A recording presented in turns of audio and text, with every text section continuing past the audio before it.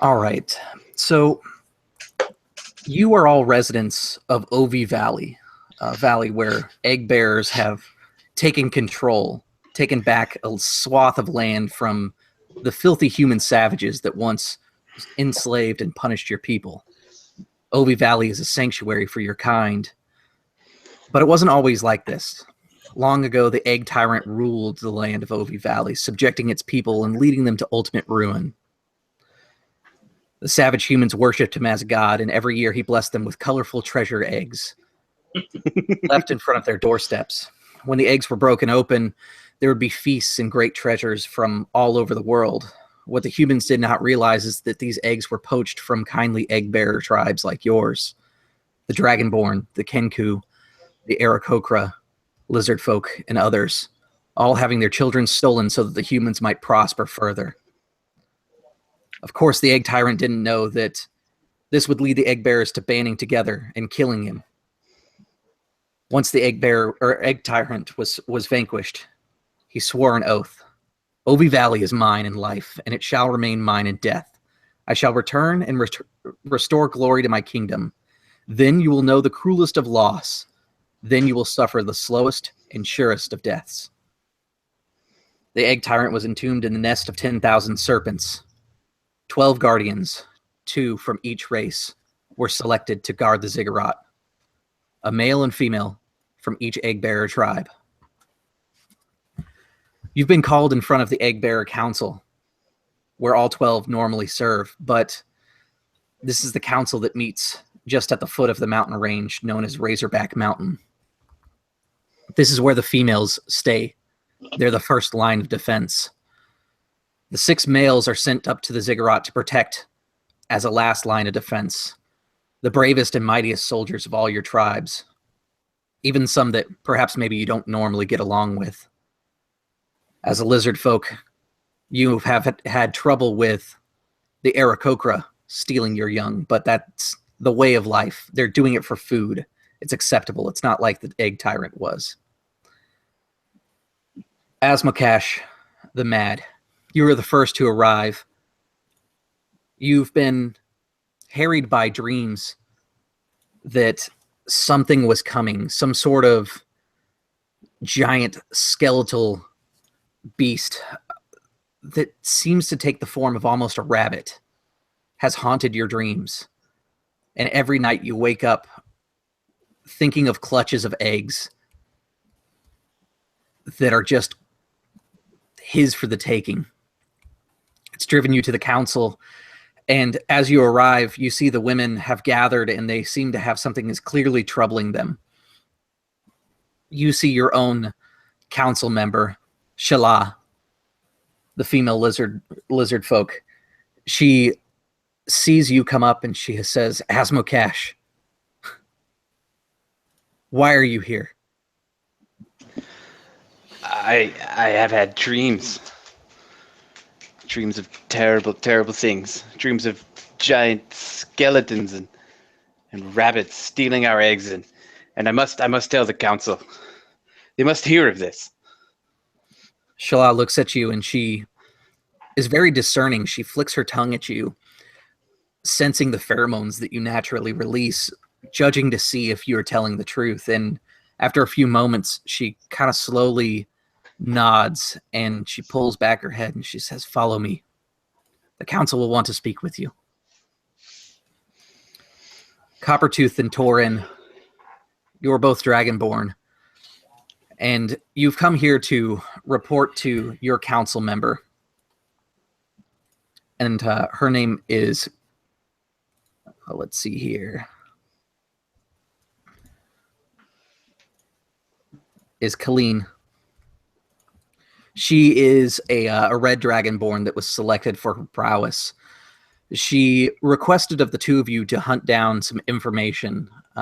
What you gathered during your time out is that the humans that have been pushed to the southern valley are starting to advance. They seem to have gotten past their once Stone Age weaponry, and it seems that they're moving on to working with metals, and it's become concerning. You're reporting in as you should be when you see the council is Here, first off, in full force, you almost never see all of the council members at the same time, whether it's all the males or all the females. This is almost unheard of. You see Colleen speaking with Shala, the lizard folk, and another lizard folk that you don't quite recognize. He's hunched over and he bears the marks that you know mark him as an outsider, someone that's been exiled.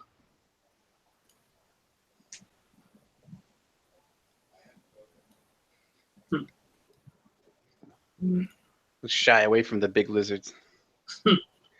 Kind of like shuffle behind my council member. Yeah.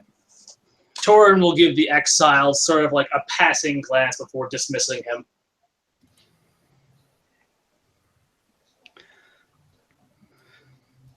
Oh, good. He doesn't care. Easy for me.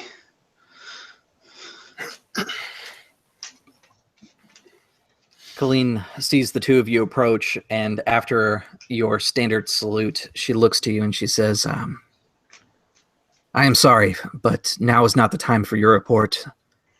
We have other matters to discuss. Shala, your servant, and she kind of looks distastefully towards you, Asmokash. Have him speak with the council now. And she turns to the group and she says, council members, come. We must hear what he has to say. And the building that you're in, it's like this big dome that's been hollowed out of this gigantic tree. And there's a big round table inside the center. She guides you over to the table, and this is the first time that you've been back here, Asmokash, before you received your exile ship.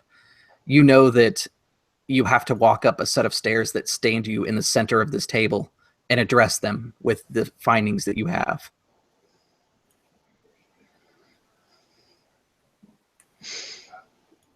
Yeah. That's sweat dripping down my brow, I guess. It's not a good place for me to be. But I'll ascend the stairs. I'll walk up to the center of the table and look around. It's all 12 of them, and then these two?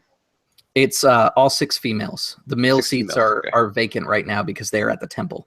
Okay. I will bow nervously, and I have had dreams and visions of a great monster. Worse, far worse than I ever could have been, than I ever was.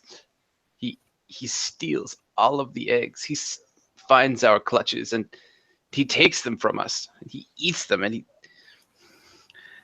there is nothing that anyone can do to stop him. We have to find him. We have to find this beast, this bone rabbit. Korlash, the kobold counselor, speaks up and she says, I too have had dreams. This creature, you said he takes the form of a rabbit. Is it one of dire size, stealing away eggs by the dozens? Yes, we must protect the unhatched. The females look to each other and they begin kind of whispering, and you hear it's kind of the old tongue, but you all know the translation. It's the original language of the serpents, the Yuan-ti, for Egg Tyrant. The Yuan-ti counselor looks to the group and she nods her head, listening in. She says, yes. We must assemble a strike team. The time is growing short. What my people have feared for many generations is coming true. The Egg Tyrant is waking. No. It's then that the camera kind of fades out and it fades back in, kind of skipping over the fact that you guys were corralled into this quest and agreed to it for whatever terms and reasons of your own, whether you have your own clutch to worry about or otherwise. When the camera opens up, you guys are about 2 days travel from Dakhan Valley, or excuse me, from Dakhan Village, where the council meets. The group of you sees just over the crest of the horizon the nest of 10,000 serpents nestled in a break between the dense jungles. This is the well-known resting place of the Egg Tyrant. As you draw closer, you feel kind of a sense of dread about you. Asmokash the Mad, your senses are on heightened alert, and as your tongue flicks out, you can taste that familiar coppery ting of blood in the wind. Once you break through some trees, you see black blood staining across the earth and sprayed across the different trees. Two of the Egg Guardians, a male black dragonborn and a male kobold, lie dead on the ground. Across the area that the fight happened, you can see a rickety bridge and a small ziggurat. They're not on the ground with you. They're across the bridge, suspended at an entryway to where the ziggurat is, rather. I misread my notes here. You can see footprints inside the blood, or the black blood of the reptiles, that lead towards the nest of 10,000 serpents.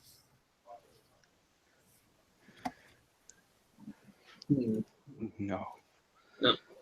I would like to use a survival to try to figure out what race these footprints belong to. Okay. That's going to be a DC of 14.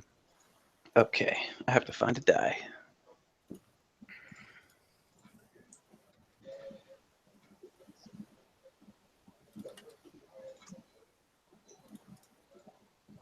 I achieve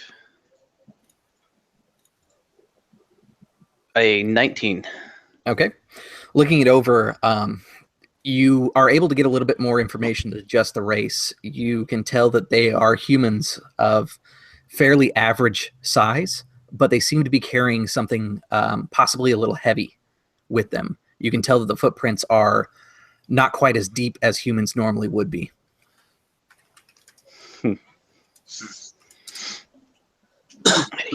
Humans. For the other two of you, looking out as he kind of inspects those prints, you see the rickety bridge. Across from the bridge is that kind of archway that the two are suspended from. And just beyond that, you see two stone pillars inside this courtyard right in front of the ziggurat. If you would like, you may make an active perception over in that direction. Okay. Yes. Nat 20. All right. With a nat 20, you can see that there's movement over there. After a few moments, you kind of track whoever's scuffling around in the bushes, and you just barely catch notice of it. There's this effigy made of wood that appears to be a rabbit's face and these huge ears just sticking out from behind a bush.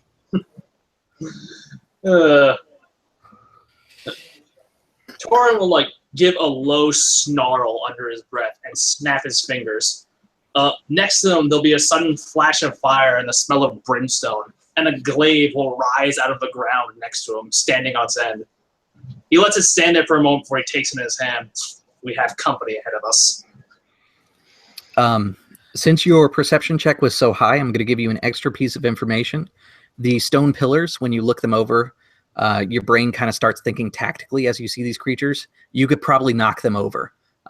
If you did it at the right time, you could probably crush someone underneath them or provide you cover from whatever they're about to do to you.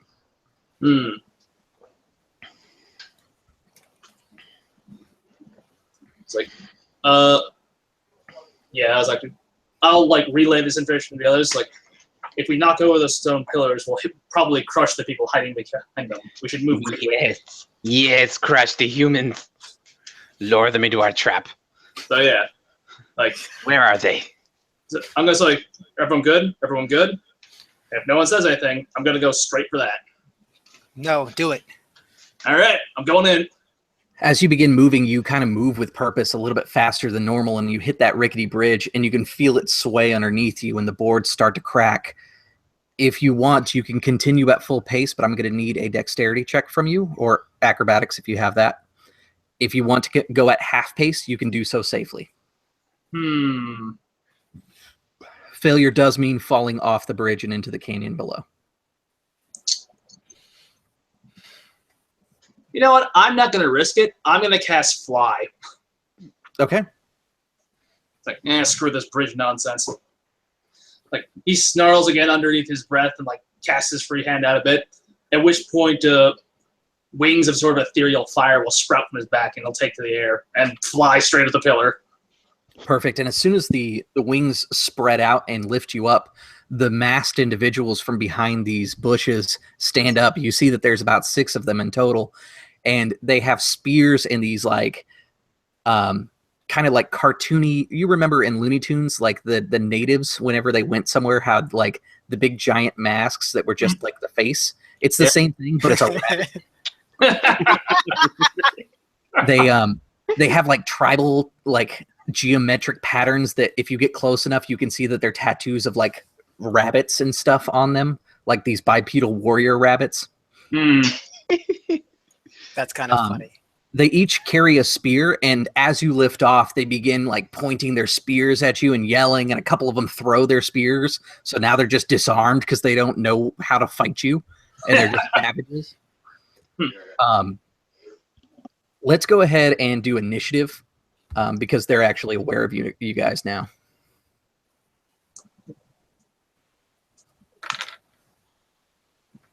$16. Okay. 21. I'm at a 22. Okay. Go last. Fuck you, Nate. I can't even get a 22. 21 literally been my best. I rolled a nat 20 to get that. All right. So first, we're going to start with Asmocash. Asmocash, you look out to see your friend take off, and a couple of these savages spring up. Like I said, 2 of the 6 throw their spears in the air uselessly, losing them into the canyon. But you can clearly see that there's 6 of them, 4 of them fully armed, and the other 2 look like they're about to pick up rocks and just start hurling them at the flying dragonborn. Are they next to a pillar? They are fairly close. If you were to get across the bridge and they stayed distracted by the flying dragonborn, you could probably get behind that pillar and shove it over. I'll let the dragonborn do the shoving over. I'll be the distraction. I'm going to cast Entangle. Okay. You're going to have to get at least halfway across the bridge, so you're going to have to move a little bit onto the bridge for that. That's okay. Okay? I will do so. So you kind of begin crawling across the bridge at kind of a slow, safe pace, and you grip onto the side of the railing as you begin to make your movements. The bridge starts swaying with your somatic components, and you hurl your spell as these vines sprout up from the earth and begin to entangle them. What is the DC for your spell? It is a 14 strength save. 14 strength save. You see one of them power through it like a champ. Like he straight up sees the vines coming and he just like hulks out for a minute and looks way less impressive once it's done. But the rest of them fail miserably. Yeah. They are restrained by entangling plants until my concentration is over. Okay, perfect. It can use its action to make a strength check against the save DC again. On success, they free themselves. Perfect. And Coppertooth, it is your turn next. You can see that they're entangled, but they are in a good location to have a pillar dropped on them. Yeah, but the pillar's on the other side of the...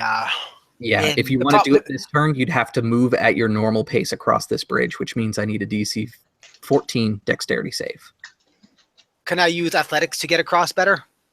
Yeah, I'll allow athletics. We'll say that you're kind of jumping from piece to piece that looks most secure. That's what I'm going to try to do.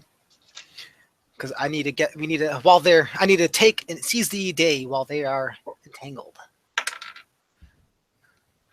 That is a 24. Yeah, you definitely pass. So you kind of go from secure spot to secure spot across this bridge and run up to the pillar, smashing your shoulder into it. Let's get a strength check, if you don't mind. Not at all. That is a 20, non-nat. Perfect. You hear the stones start to crack and crumble underneath you, and the whole pillar at first kind of cautiously sways back over you like it's about to collapse on you, and with just kind of the right amount of trajectory, you push up, and that whole thing swings over and just smashes into them. These guys have almost no hit points, so let's see if they survive. Actually, I'm going to let you roll damage. 3d6, if you would. And they fail their save because they're entangled. Yeah. Puppy. No, I'm gonna be stupid. Is the pillar considered a two-handed weapon? No, it is not. Damn. I can't re-roll my dice. You roll ones. Dingus. I'd like to savage attack it with a pillar. No, I have great weapon fighting. That's 10 damage. 10 damage? Yeah. Okay. They are broken and bruised, but still alive. They're buried underneath rubble and vines. They're not going anywhere. If you guys want, you can swoop in for the kill because they literally have 1 hit point apiece. How close is I need to ask this is very important, Chris. How close is Tom to this? Because he flew over here. Is In the he? turn order, they're going to spend most of their turn trying to unbury and stand up. Okay. So, all right, I can't do anything because everything I need people to be near me to do. okay. So yeah, like I said, the 6 guys that are there are going to unbury themselves and stand up, and it's going to take their whole turn to do that. Oh crap! That's right. No, that's I can use action surge. Nah, it's not good enough. I don't want to waste it yet. I'll let it go. I'll give them time to recover and then beat them at their strength. You're going Tom, to allow your turn? this. Yes. How many guys are there? There's 6, and they're all pretty messed up. All right, yeah. So I'm just gonna fly over them, be like 10 feet above them, and stab them all because I have reach. Be that kind of dick.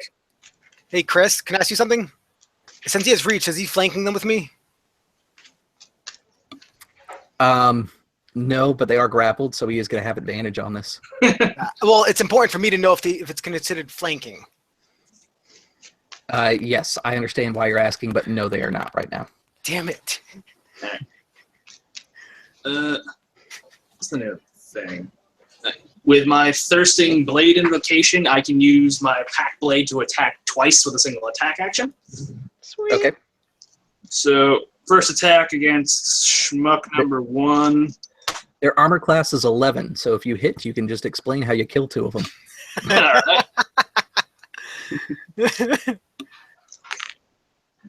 They're just like tribal guys in loincloths and rabbit masks. They're pretty easy to hit. First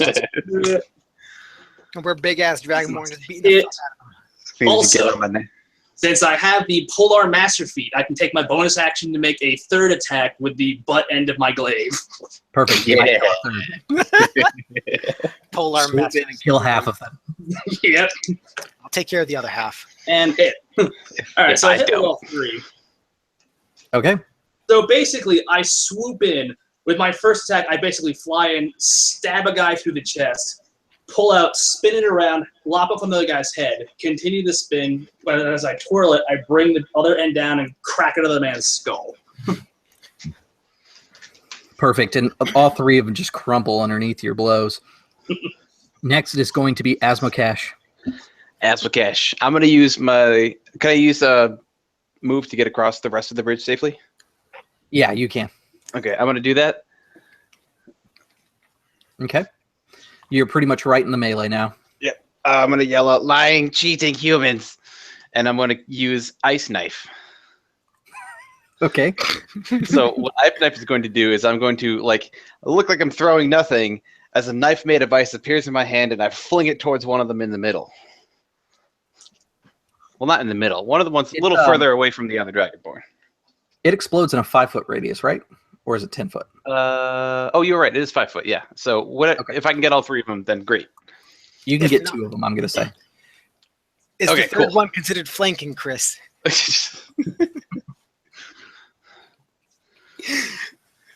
No, go ahead. All right. I roll a total of 19 to hit.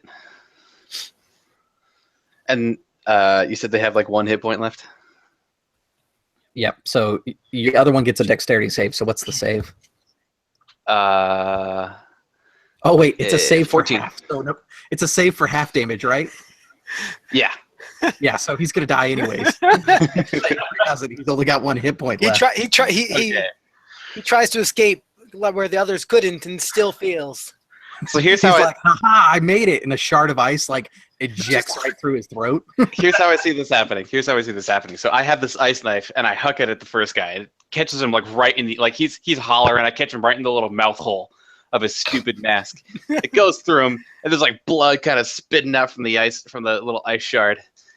And we slowly see like the top of his head and his shoulders just like he's clearly dead, but he's just standing there. His head is starting to freeze.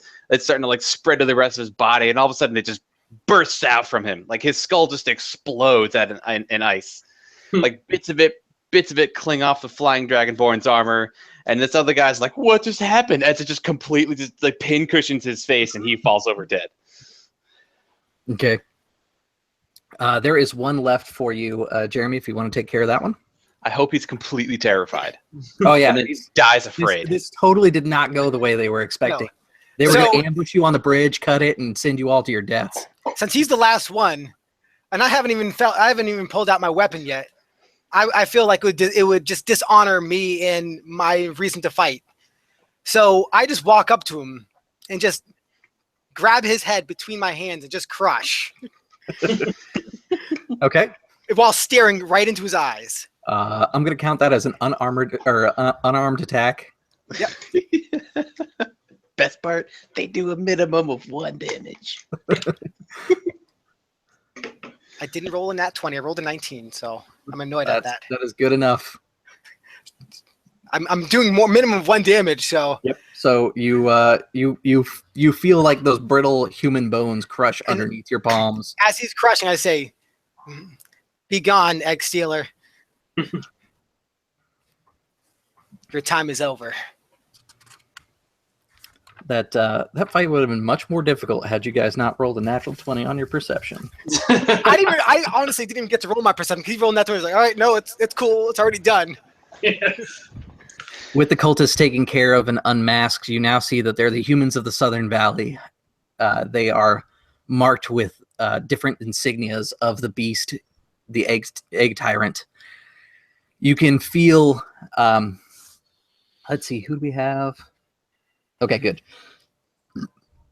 Asmokash and Torin, you can feel that something is strange in the air once you've crossed the bridge and you're now inside the Ziggurats kind of courtyard area. If you would like, you may roll any knowledge of your choice, but more than likely something like religion or arcana would be the most beneficial choices here. I do have arcana, so... He'll roll Arcana. I'll roll Religion, unless Animal Handling would help.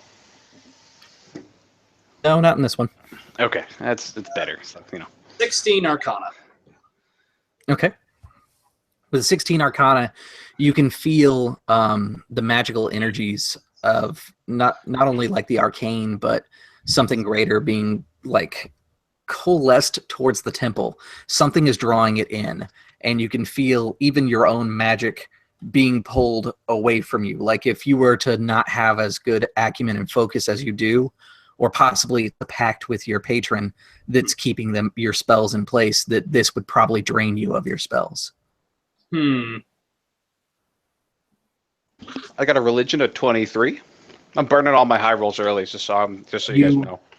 You get the same feeling that the divine energies are basically being pulled, and that if it was not your bond with this particular jungle that is around this mountain, that perhaps maybe your spells would be too weak to be able to, or that they would be removed from you as well.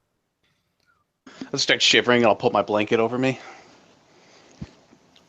He's cold here.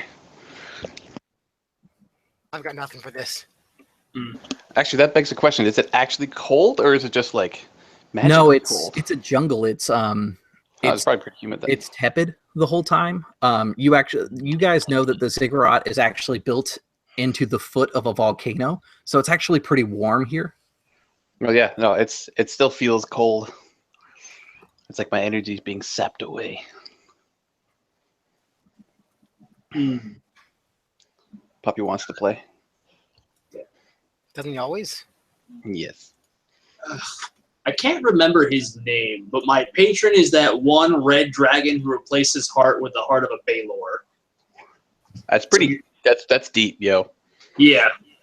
He became like the first demon dragon or whatever. I'm not familiar with it, but if you want to name him something, you can. I can't remember his name. That's the problem. I mean, if you just want to make something up, that's cool.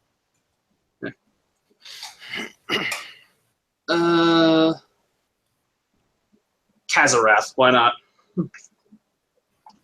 Okay.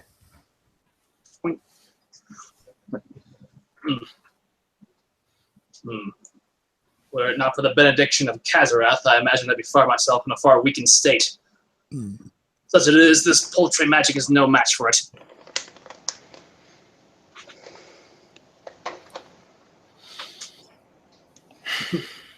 I don't want to be here, but we must for the clutches. It is kind of at this point that you, now that things have quieted down, you remember that 2 of the guardians have been flayed and tied to the trees near this entrance where you guys are standing.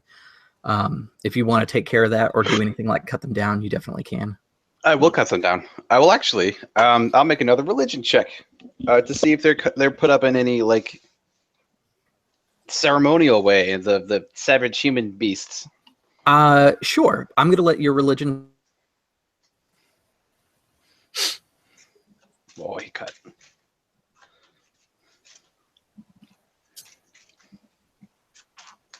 Them. You from old names. They've basically been flayed and suspended in such a way that their blood would all drain down to their feet and into collection. It was something that collects it. You can see that there was once buckets here. Don't seem to be anywhere, but you do see where the prints were on the ground. Okay. Once you've cut them down from where they are, you can see that kind of tribal, geometric, kind of vaguely rabbit warrior with a spear carved into their backs. And it has left that like a stamp on the trees that they were suspended from. I'll take my knife and I will carve the bark where there's the rabbit on the trees. I'll carve it off. I will. Okay. I'll tell the other 2 we should burn them.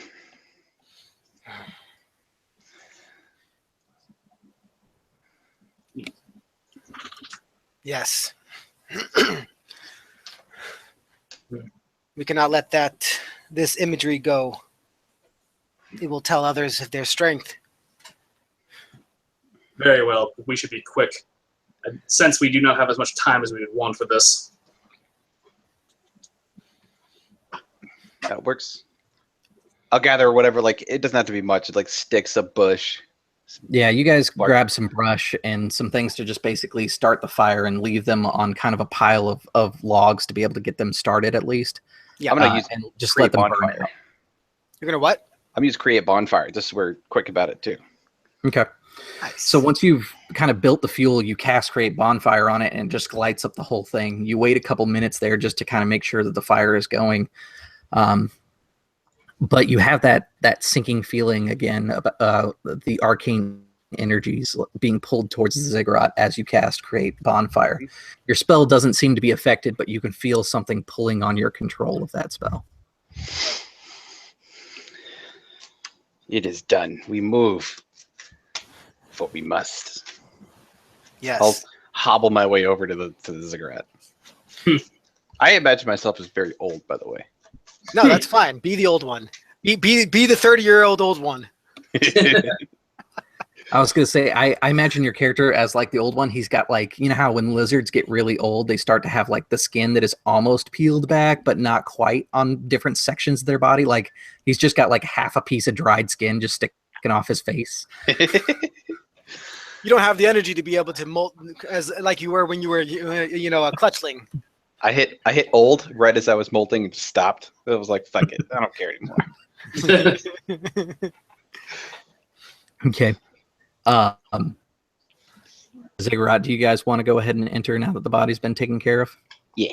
Yeah. Yep. We have humans to slaughter. Once you enter the ziggurat, you can see paintings of that basically tell the story of the Egg Tyrant. It's a story that you remember hearing as young hatchlings yourselves. When you, at one point, were training to perhaps become egg guardians yourselves. because every child aspires to be one of the 12, whether they're male or female. It's such an honor amongst the tribes. Looking over the different tapestries and paintings in here, you can see that that according to the legend, that if the Egg Tyrant was to ever return, it seems that the Egg Tyrant would take all of the eggs from that generation and destroy them, giving great treasures to the humans, which would wash over the valley, killing all of your people. You can hear what sounds like snarling and snuffing like a boar coming from deeper into the ziggurat as you go down the alley, down the different passages. And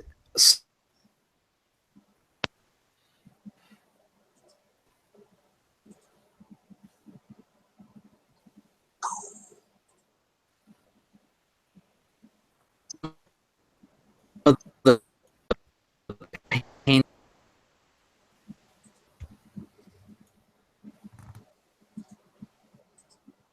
We lost some world building there.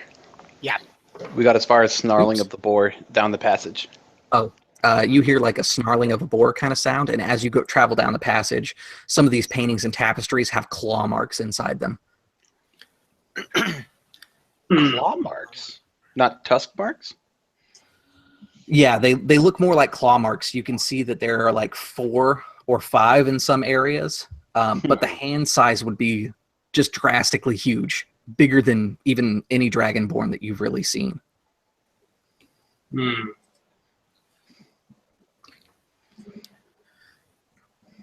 Not good.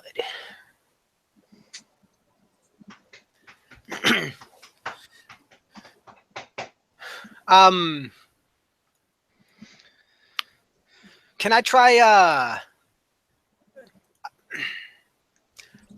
want to see if I can try to I want to follow the claw marks if possible. I want to see if I can get, because obviously anything that big is in the ziggurat, that means they're probably part of the egg-stealers.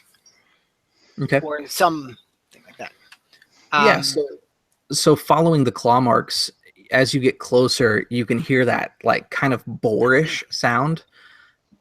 It's growing louder as you follow these claw marks, and once you go down this pathway, you can see that there's a wall that used to be kind of a hidden swivel wall. It has been broken apart by whatever this creature was that came through here. All right. I'm gonna ready my weapon just in case. Just yank it off my back. A few more turns down some winding passageways leads you to a large room that's about 20 feet by 30 feet.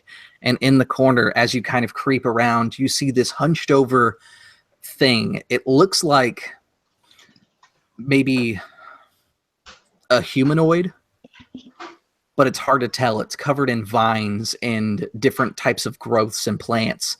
In fact, around its whole body, you can see that there are vines that spread out like almost like a dress that was too long for the creature. I'll look back at I can never pronounce your name, Nate. Either way, doesn't matter because I will never call you it. Old one. That was fine. Old one. Yes. Have you ever seen such a creature? I've never in my life. With your age, you and your wisdom of life, you must have seen something akin to this. You are much more reverential than most. Most of the people hate me for what I did. I judge all by their actions. In the present. That's what the rest of them do. In the present. Chris. Old one. When you look around the corner, a feeling of acknowledgement goes over you as you see this thing. It's something that you've had to deal with. Living your life as a hermit has led you from cave to cave, and you've dealt with this kind of thing before. You know this to be a jungle troll. They are quite deadly, especially if you have to fight one-on-one. Every time that you've encountered one, you've just walked away from it because they are that deadly. It is a troll, not a normal troll. It is a troll native to the jungles, native to the trees and the vines. Not something you wish to fight. Not something you want to see when you are by yourself. But we are three. We three. Asmokesh, Yes. I just remembered your passive perception is high enough for this. The chamber that you're in is a ceremonial chamber, or the chamber that it's in is a ceremonial chamber. From the roof are suspended 4 braziers that are burning. You know that jungle trolls do not like fire. Ooh. Is one of them above him? Right now, yes. And with some careful maneuvering and some kind of goading, jungle trolls are not the brightest. They'll probably follow somebody if it goes up and pokes them with a spear. You could probably maneuver him underneath the other braziers as well. I am going to try. I'll use stealth. I will try to position myself. I'll tell these two to stand back for a moment. Wait for my signal. I nod to you then, staying quiet. He doesn't give you a signal. He just tells you to wait and then walks off. I'll try to position myself such that there are more braziers in between myself and the troll. Okay. From kind of looking at the situation, there's actually a point where if you were to lure him a little bit closer to you, and when you stand in one corner of the room, he'd actually move in between all 4 of them, and if all 4 dropped, it would create a circle of fire around him.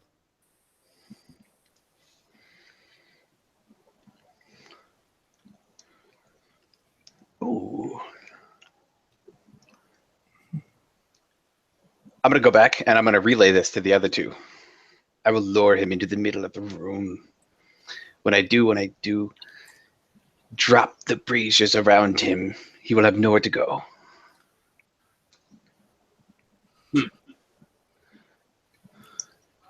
All right, but I can only take 2 at once. He's off again. It, You tell me that you can only do 2 at once. Yeah. I'll tell you, I don't think I can make a second one. I don't have the old magics. Knowing that these things are lit, they must be taken care of. There's got to be a way that they are lowered to the ground, is what occurs to you. If you would like, you can use a perception to look for that way. I will definitely do that. Okay. Because I want to see if there is a way I can get 2 down at the very minimum. There's actually a crank that's on the side wall that if you were to move over to it, that's what probably controls it from what you can see. The only problem with it is you will be close to drawing the troll's attention. You'd have to stealth your way over there. Stealth. I will try my best. Speaking of stealth, I do need one from Asmokesh the Mad. Okay.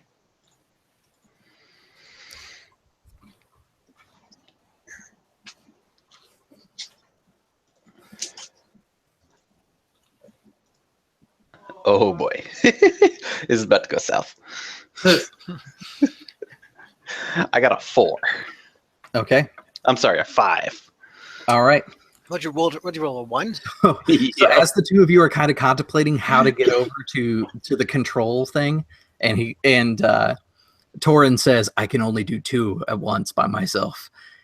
You hear as you look over, Asmokesh has tripped over a small pedestal.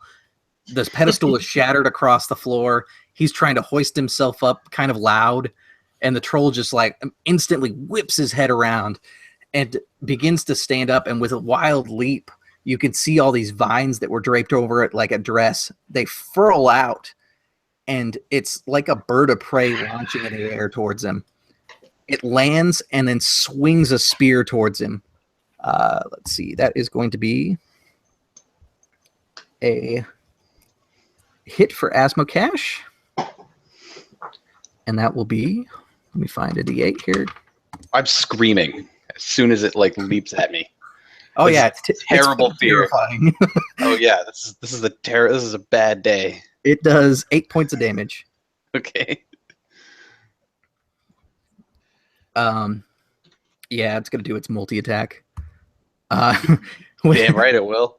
It spears you for 8 points of damage, and then I need a con save from you. Oh, once its vines are disturbed and it's up in the air, it starts releasing spores. Oh, great. That smells wonderful.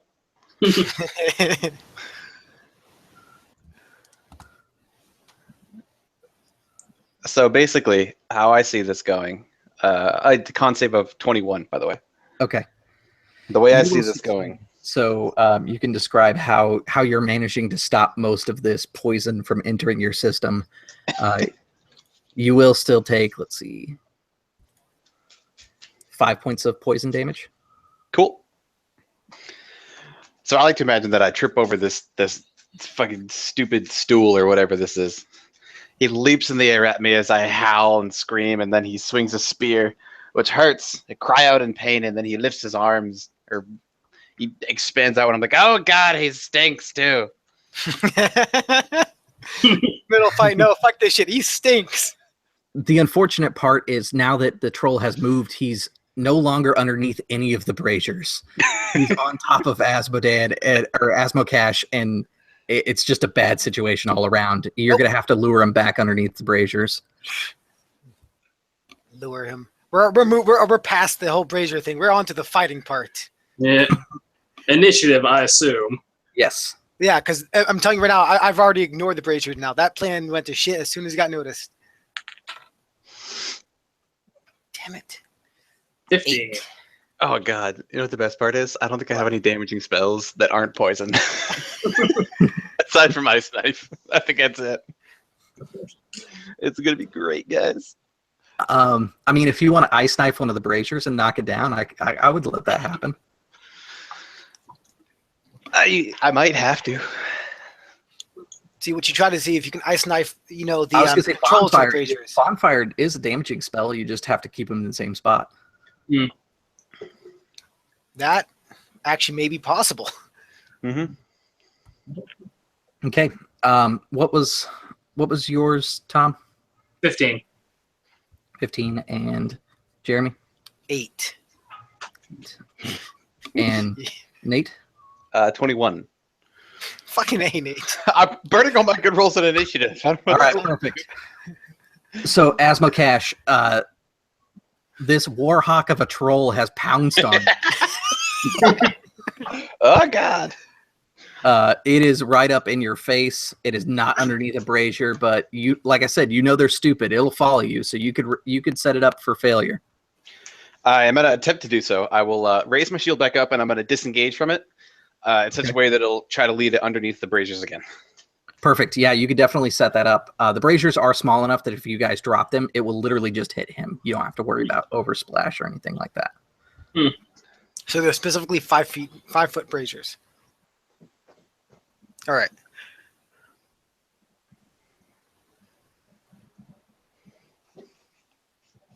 I think he froze up again. You see him just kind of watch you as you begin to move away, and he kind of crouches down in this predatorial stance. The vines start to come alive and dance around you, but he doesn't do anything to you to stop you. Your careful disengage allows you to overstep the vines without getting caught up in them. Next up is going to be, Torn rather.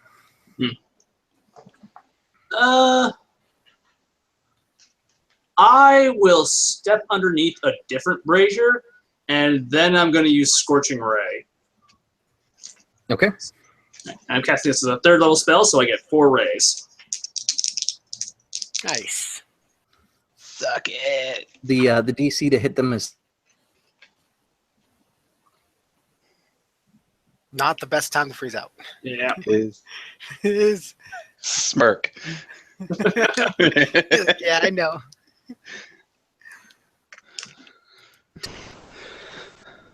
Am I back? Yes, we still don't know the DC to hit them is. 12. Okay. That's pretty good, though. It's like the DC to hit them is, and then you froze there with like a smirk on your face. Yeah, it was We were good. like, oh god, no. All right. 3 of my rays will hit. Okay. Pretty sure it's just a flat 2d6 per ray. Yep.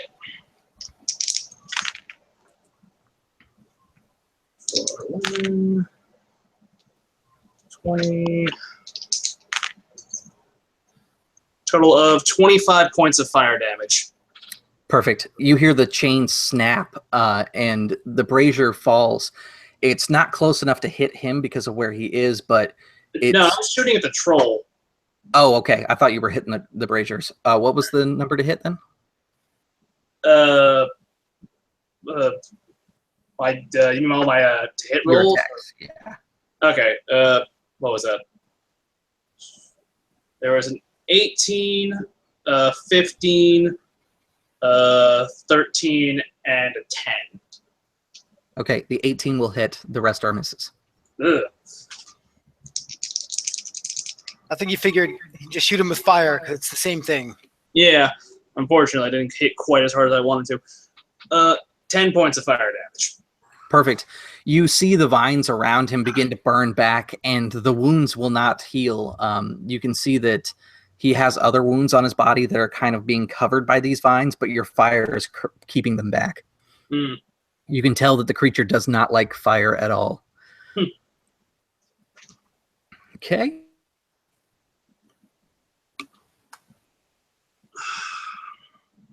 Next up is Jeremy. Yep. Okay. With I don't know about the other two, but I've already given up. Like I said, I've already given up on the brazier, so I'm not going to try to position him. I'm just going to go straight up to him. And take, fight him head on. Despite the wisdom of the old man saying, "Don't fight him head on." I tried. You did, but you were just hurt by him, so I have to get up. I have to protect the elders. Just have to protect the younger ones. I'm big. That's what I'm supposed to do. That's how I was taught in life. He's one of those foolish middle-aged dragonborn that will die for any reason. As long as it's a good reason. That's where there's a large stretch of things being a good reason in his head. But no, Chris, I'm being the stupid because of the archetype I decided to go. Yeah, that's fine. Okay. So I'm as I run up to him, I'm just going to lay into him with my maul. I know it's not fire, but hey, I'm gonna do that. Okay. Right now, actually, I will be trying to go for if I can those wounds that opened up. Yeah, you definitely could. I know. I think that's called shot on that. Yeah. There's not really called shot rules for 5th edition. I know, but just in case you want to adjust. I was gonna say we can do it narratively. I'm not gonna penalize you or anything, but that's what you could target. Yeah, that's what I'm going for. Okay. Hopefully, the biggest of all the wounds. I want to just really lay into that one wound. Yeah, absolutely. It's his right shoulder, so it's an easy target. All right, let me get my extra d20 because I have 2 attacks. All right, the first attack, because I am not using my Great Weapon Master right now. By the way, you are flanking right now, so you do have an advantage on your attack roll. Oh, all right. Well, then I'll use that in my first attack then. My first attack is going to be 24 to hit. Okay. That'll hit. And the second attack will be 20 to hit. That'll hit. All right.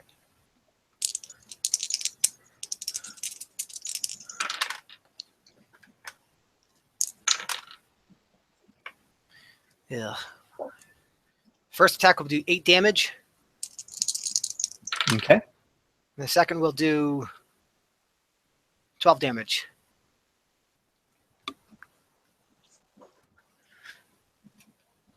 Okay, perfect.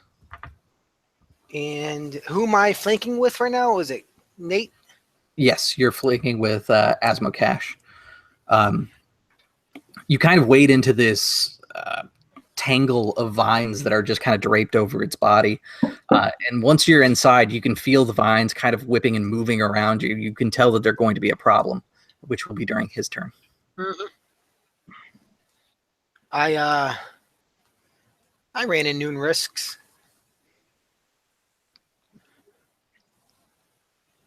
All right.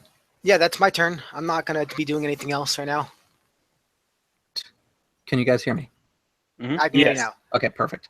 I'm not doing anything else for the rest of my turn.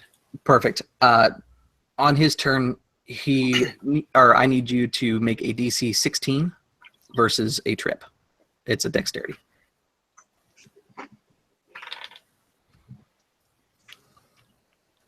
17. 17, perfect. You see the vines whip out at you, and you take this practice maneuver of kind of sidestepping and moving because you're used to fighting multiple targets. This isn't proving to be that much of a challenge for you. But you can tell that this creature's kind of shtick is to knock you down and then leap on top of you. All right. It sees you as a bigger threat than Asmokash, who seems to be unarmed, and whirls around to swing at you next with his spear. That will be a hit for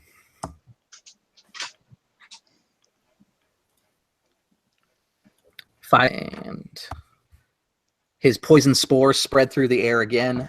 For Asmokash and Coppertooth, I need a DC 14 con save. What was the damage on that again? Because I think you skipped out a bit on that. It was 5 piercing damage. Okay. Sorry, it's a DC 16 con save. I will fail the con save. I will not fail the con save at 18. All right. So if you succeed the con save, you are going to take 5 points of damage. If you failed, then you will take 10 points of poison damage. Ow. Poison damage.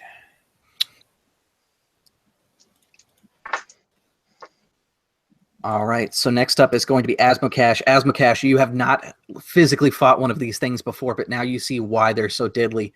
Basically, if you're within 15 feet of it, the vines will try to trip you. He releases poison, and he stabs you with a spear all at once.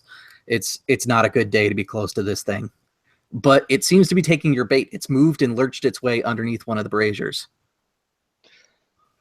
Yeah, I will try to knock down one of the braziers.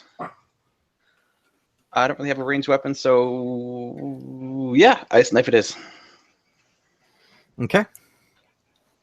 Targeting the chain is DC 12.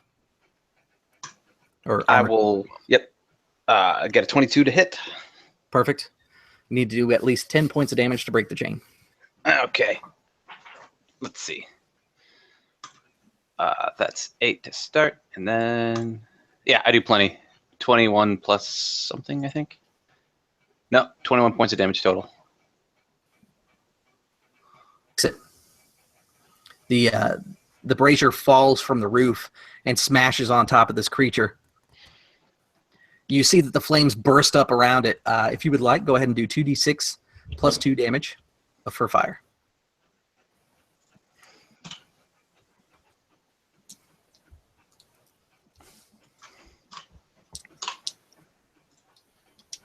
I do a total of 9. Okay. Yeah, Nate. 9 damage. You Yeah. guys have luckily stopped. His pauses have been at good times today. I know it. Region, so this. Am I back? Am I back? Yeah. Yep. We said we have luckily, and I think you said, I said stop you got- his regen. I was saying you guys have luckily stopped his regen for pretty much the whole fight, so this is actually going pretty smooth. Still a pretty terrible guy to fight, though. Yeah. Next up is going to be Torin. All right. I mean, I could get closer and wait into the tentacles and poisonous pollen, or I could sit back here and shoot him with Eldritch Blast. Weak. You are weak. Look, you're already waiting in there. You hardly need my help to just like stab him some more, so I'm just gonna shoot him. I expected of the old man. He's frail and small, and not dragonborn. I keep forgetting that lizard folk are medium creatures. I keep imagining them as like these tiny little like skinny lizard guys. No, you're not kobold. Yeah, I Yeah. know. This would have been great if you were a kobold, personally. Maybe I should have. At my level, I get 2 Extra Eldritch Blast. skinny and kind of long.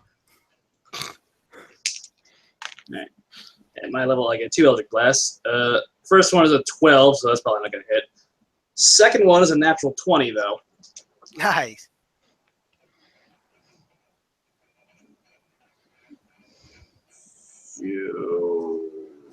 Just look at that. Look at that smirk he has. That's knows such a what's up. charismatic Smile.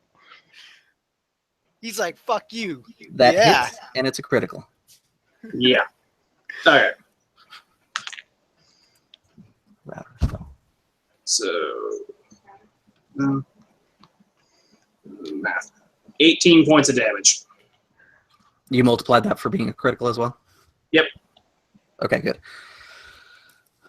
Let's see. Perfect. He reels back in pain, and you can see these different parts where blood and sap is mingling along where his body has been cauterized from the wounds. The creature is not in great shape at this point. It wheels around to face the next threat coming its way, which is Coppertooth, ready with maul in hand. Yep.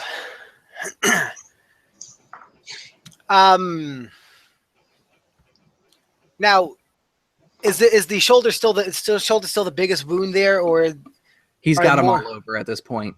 okay?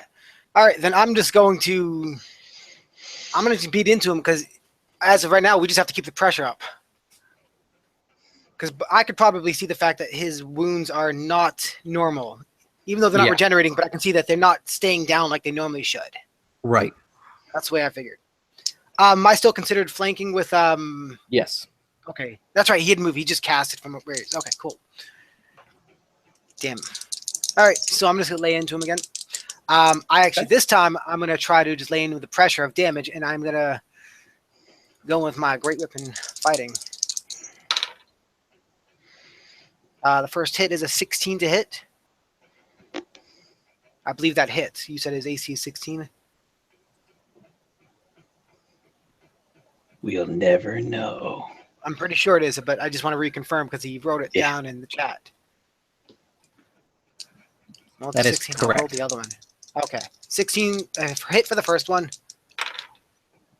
and a 19 The hit worst for the part about second my one. router cutting out is that on my end, it looks like everything is normal. So you can see us going, but you just don't know. Mm. I've noticed this Look entire at me. time. I've realized how much you smirk, Chris, because of I how do. often every time you freeze you smirk. It's always like a different flavor of smirking too. I know, it's great. All right, so I should hit with both. The first is going to do 25 damage. Excuse me. Okay. The second hit is going to be 22 damage. All right, perfect. That is enough to kill it. You can go ahead and narrate. So the first hit, I go in, I go straight for its shoulder again. Then I realize it's probably getting ready to attack with its vines surrounding me, its spear ready. I decide to switch targets, go straight for its temple, because I figure if I can't take it down now, he's gonna really hurt me, and I'm gonna be left in a position to leave everybody else vulnerable.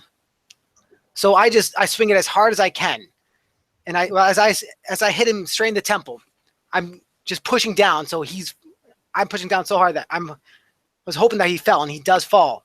I just see his head explode. Perfect. And as that pop happens, you could feel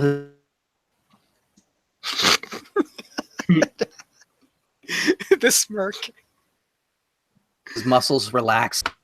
Anybody hear me? Yeah. Yep. All right, perfect. As the blow happens, you can feel his body relax underneath the pressure of the strike, and one final burst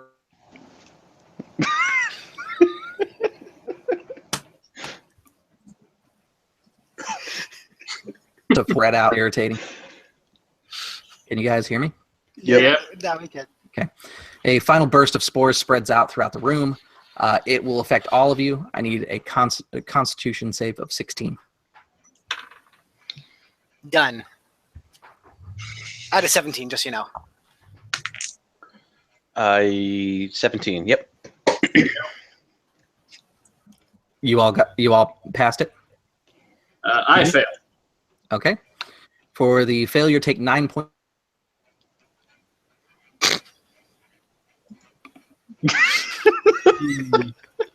of damage, poison. All right. We got to start screen capping these. I know. They're so good. You guys hear me? Yeah. That was good. Failure is 9 points of poison. Passing is 4 points of poison. I'm going to refresh because this is beyond irritating. All right. That's right.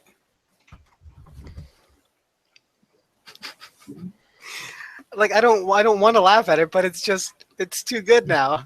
Yeah. Hopefully that lasts for a while. All right. Yeah. Okay. So the fight ends, and you can see inside this room the other bodies of the four other bodies of the guardians that were supposed to be protecting this temple. As you approach the bodies in the corner where the troll was devouring their flesh, you find that there is one that is barely clinging to life.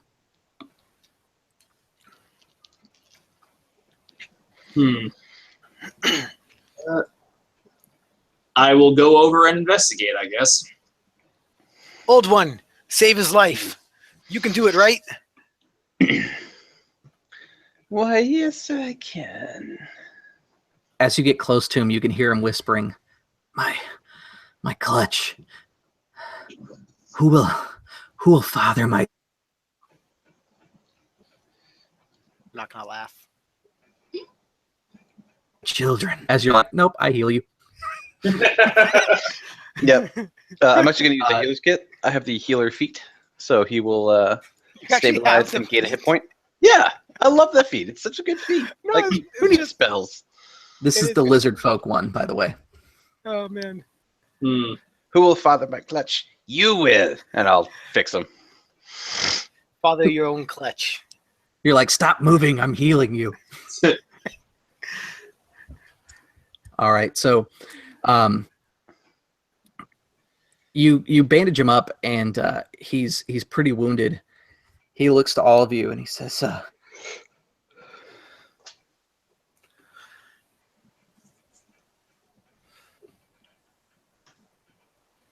You're frozen, Chris. Just so you know, because I know you said you can hear us.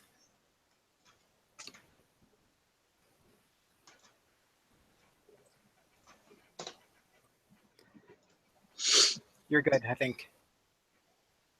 Maybe not.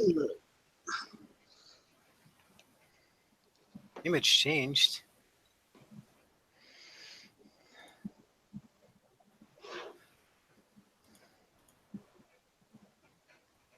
can you hear me now? Yes. Yeah. You're moving and hearing, yes. You guys get any of that? No. No. He says, thank you. I don't know how much help a cultist. Okay. I think we still have you, though. Yeah, we have you right now. Okay. He says, thank you. There are cultists here and other terrible things. I don't know how much help I can be because I'm in terrible condition. That's basically what the nice speech was going to be.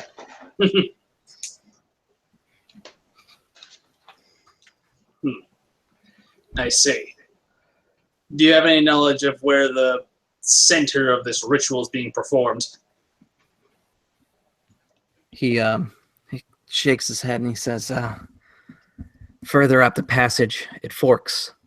To the left is the chamber that you should go to first. The runeblade that was used to kill him, it's been glowing with a magical energy. I believe the runeblade may be the best way to bring him back down. If you go to the right, you'll find their leader, Karish.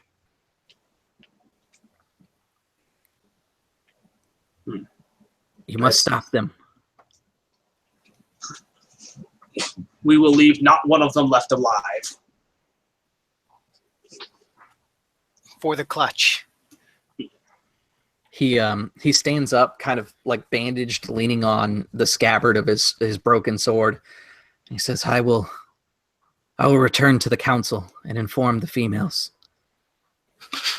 Then the males. If nothing else, we will rally at your side and vanquish those that try to come after us. Yes, good. The way should be clear. Go with pride.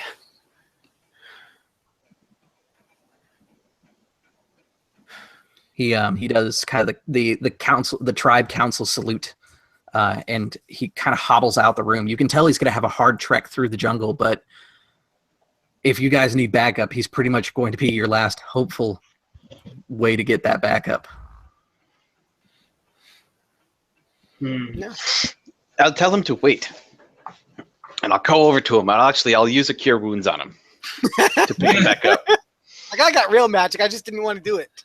Like I did, yeah. But like, if he's gonna actually go help us, I figured he would just like if stay you here. cure him, he'll be good enough to actually be able to run, and he'll be able to get you back up. Backup that. No, he's doing that. He's going to actually go to the council and get backup for us. Yeah. So healing will actually get us back up faster in case we need it. Oh, definitely, yeah. I guess I'm keeping track of my spells. Start to actually use them.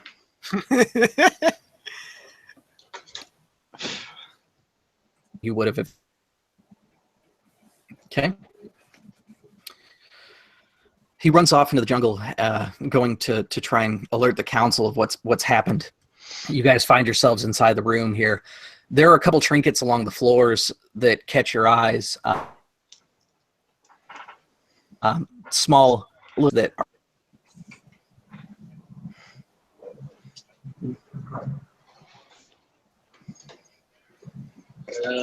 We lost the last bit of that.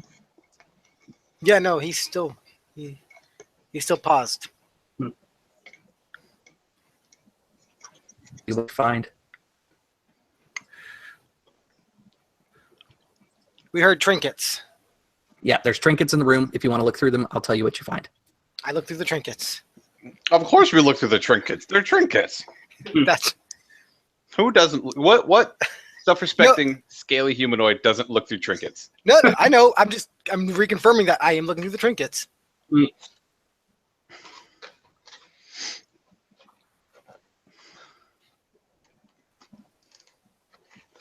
I think I might have already used that word trinkets even. Like, Yes. it's that important to our culture. Use it like 3 or 4 times in that one sentence. But self-respecting skill, he doesn't do the trinkets. Of course, Am I wrong? what are we, birds? Well, some of them do too. Yeah. All right.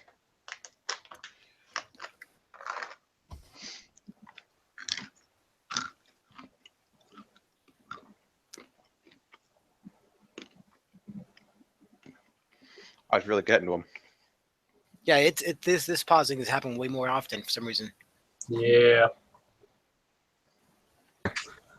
I just put it inside the chat, but I kind of put it in there twice.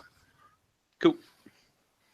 You find a set of engraved steel plates that are inside a leather case trimmed with white fox fur.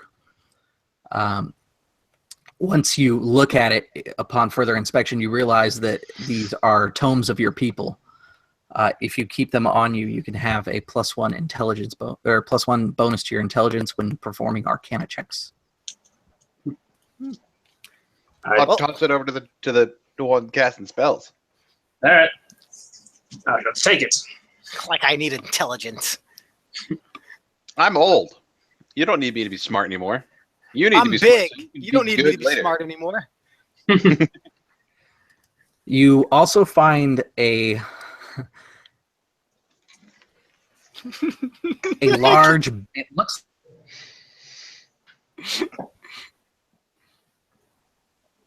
I'm trying not, but these ones are good.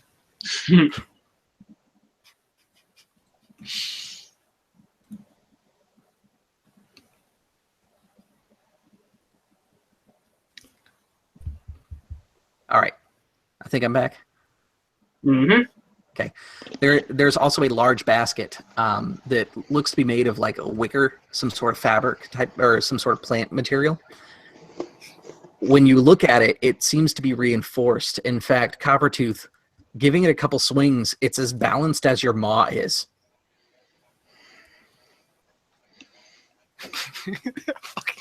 You really want me to use a fucking basket? If you would like, it is a +1 maul that deals 1d6 of cold damage when you strike with it. I will take it.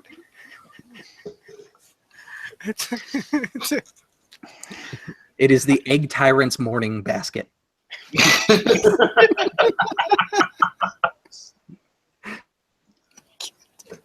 I can't not. That's good. Brilliant. Son of a bitch used cold damage against us. What a dick. How dare he use cold damage against all the cold-blooded peoples? He's a bastard. I hope he never knew his father. Actually, I'm pretty sure He's the dragon vile. blood.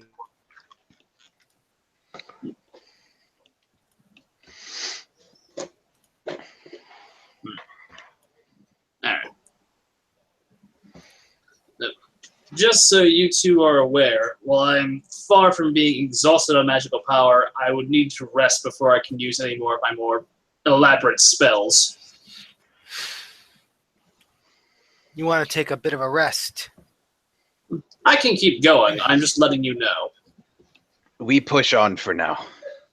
Let's investigate that weapon. The room to the left. The room to the left before. Indeed. Alright. So, go forward and to the left.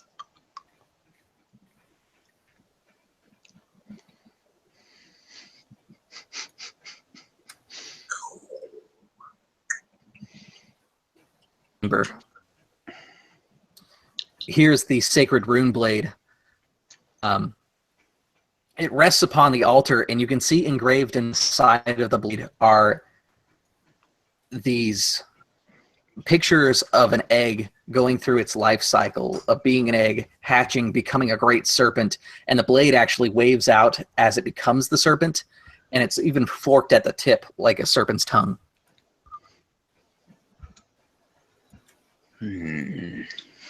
What sort of sword is it? It is a longsword.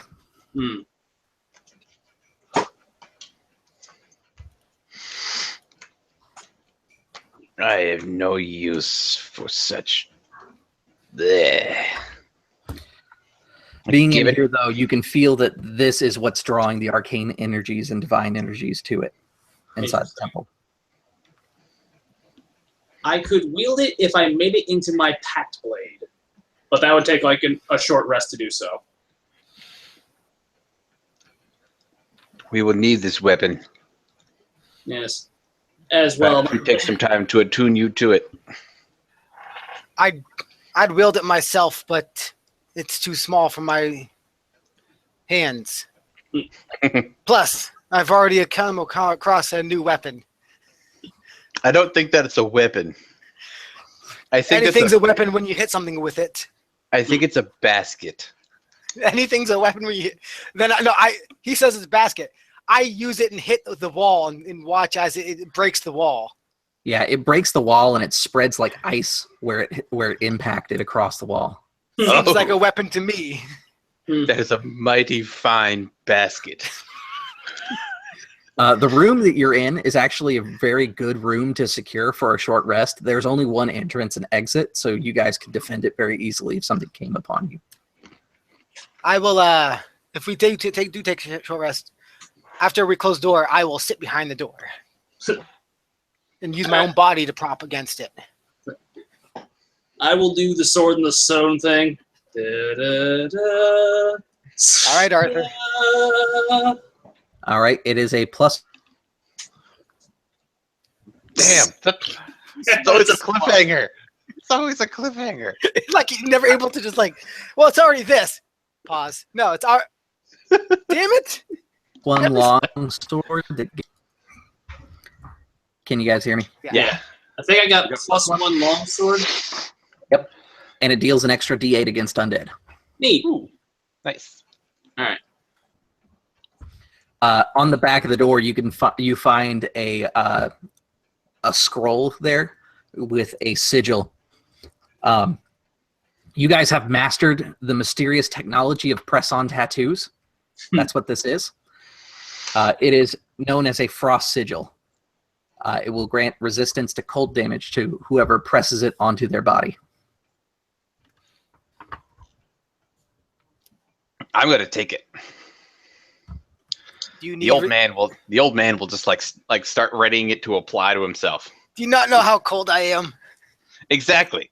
This blanket already doesn't help much.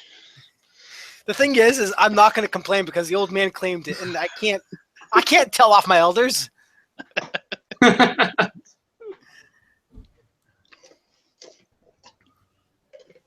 Now that I'm carrying around that thing, it's only going to get worse. You guys may gain the benefits that you get from taking a short rest if you want to spend any. I will be spending it dice. Yeah, I'll be healing up. I'd rather be at my full hit points. Torin will spend the hour meditating with a sword across his knees.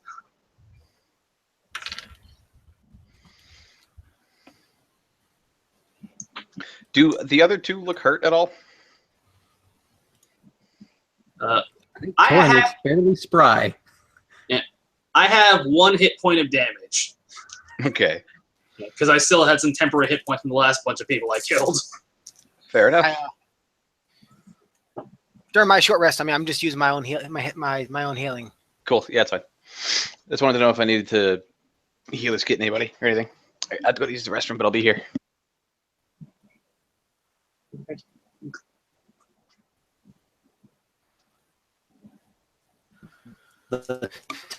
Smile. Guys, we got to pitch in and get Chris a new router. Chris, I was gonna say, I gotta go to Comcast about that, and I just haven't had time. Chris, do you have unlimited data on your phone? You should try going through your phone. I got no Wi-Fi. I got a hard line in. I'm just saying. Well, Wi-Fi would still go through your router. You go around your router.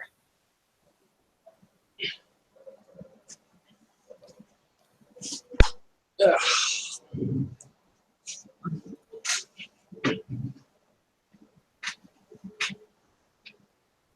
Yeah.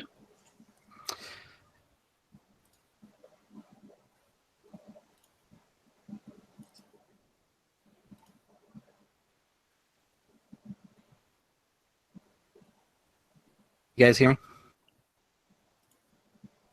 We could for the first 2 words of that sentence. Then he disappeared.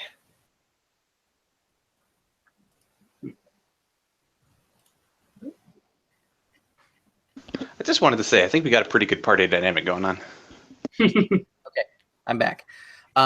So I can't run through my phone because I have to hardline to the internet for my computer. There's no Wi-Fi adapter inside it. Secondly, damn it! Every single time.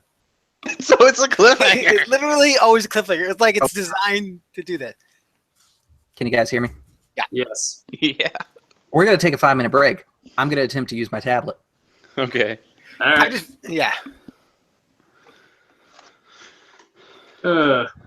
So Nate, just so you know, why I keep on asking Chris about, like, am I flanking and such?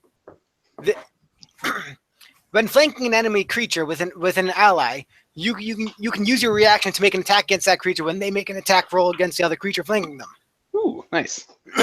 When standing adjacent to an ally, you can use the help action as a reaction whenever they make an attack roll, saving throw, or skill check. Oh, that's pretty sweet. When an ally within 5 feet takes the dodge action, you can make an attack roll as a reaction against a creature that attacks them. You can make this special attack even if you have used your reaction this turn, but you but not if you have used it this round. You can make the special attack 2 times per short rest.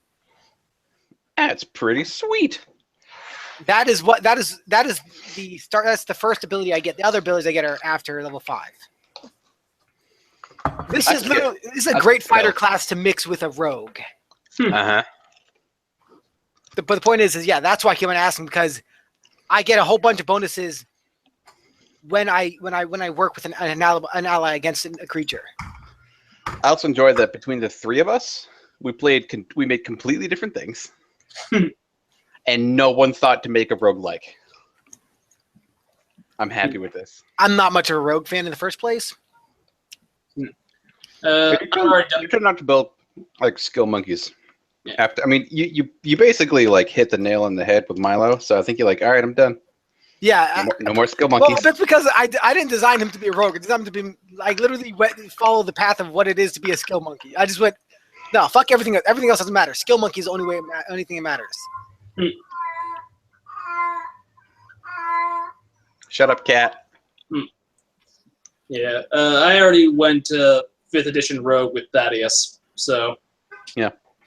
And plus, like I said, I was thinking about different things, and honestly, it's just because by the time from the amount of stuff I was looking at, by the time I found a couple things I liked, I chose the fighter because fighters are quick, easy builds, and I'm enjoying it. I like this fighter type, though. I'm annoyed because I would have preferred playing this fighter. I was going to consider playing a polearm fighter, but then I was like, I don't want to do it.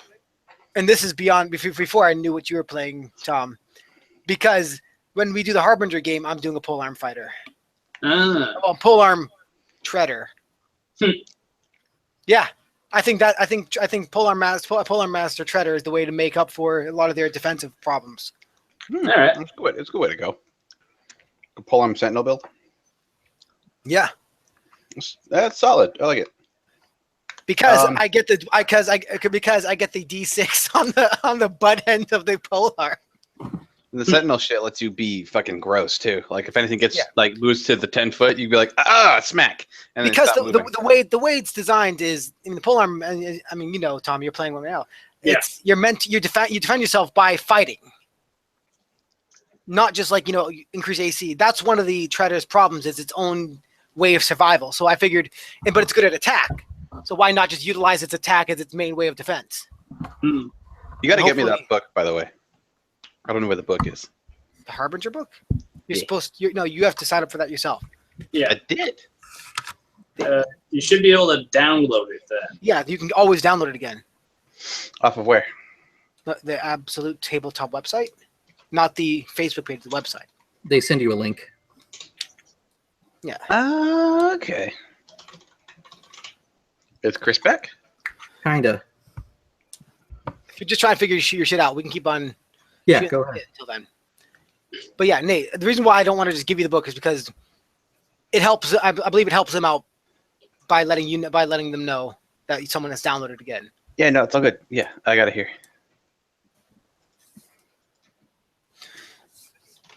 Oh, also, Tom, I'm almost done with it. If you want to run the Mancer from Mancer in Hero Labs. No, cool. Although, first things first, I need to re-get the actual license number from Murdoch for this thing, because I lost it a while ago, and I'm actually running Hero Labs in demo mode right now. Oh, that sucks. I mean, if you can't get it from Murdoch, I mean... Oh, if it's the same one, then I would take it from you, too. Well, yeah. I mean, he has extra stuff, but when it comes to this, when it comes to the 5th edition shit, it shouldn't matter. Because that's all free shit anyways. Yeah. You just need to own Hero Labs at that point.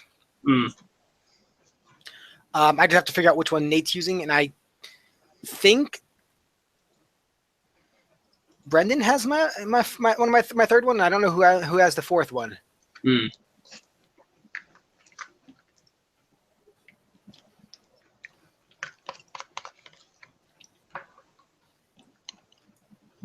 But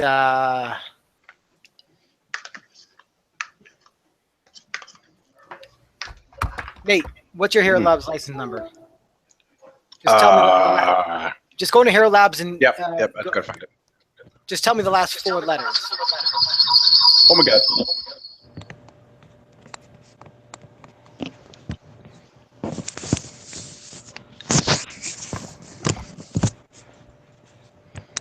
Last four is QBYP. Okay, cool. I'm gonna give. I know which one I can give then. Hopefully. Either way, if this is one Brendan's using, then fuck him. He can get the other one. Hmm. I'm gonna send it to you in Facebook chat, Tom.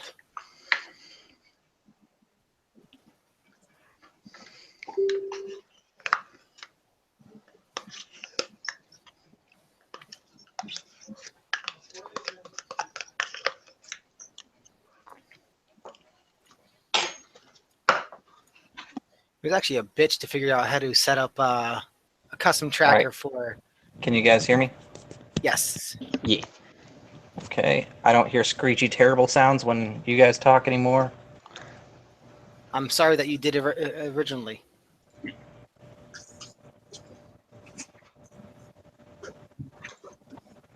Oh, well, that's going to be awkward. So the camera's coming from your tablet? Yes. Cool. So, weird fact, I have to keep my computer open or else I'll kill the broadcast. So it's just going to be around. Let me set It's this cool, up man. higher. If it freezes and Okay. the tablet doesn't freeze, then we're good. Yeah. The tablet's on data, so yay. Hmm. Also, I forgot the fact that that we were streaming. Yeah. It's cool. I That just means definitely we- have to make it over to Comcast. It's just been a pain in the ass because Comcast is a little further out for me, so it's harder for me to get to. Nah, it's cool, man. We understand. Who wants to really deal with them? That is also a fair statement. Hmm. All right, so you guys have rummaged through the knickknacks, found the +1 longsword that does an extra D8 to undead, taken your short rest.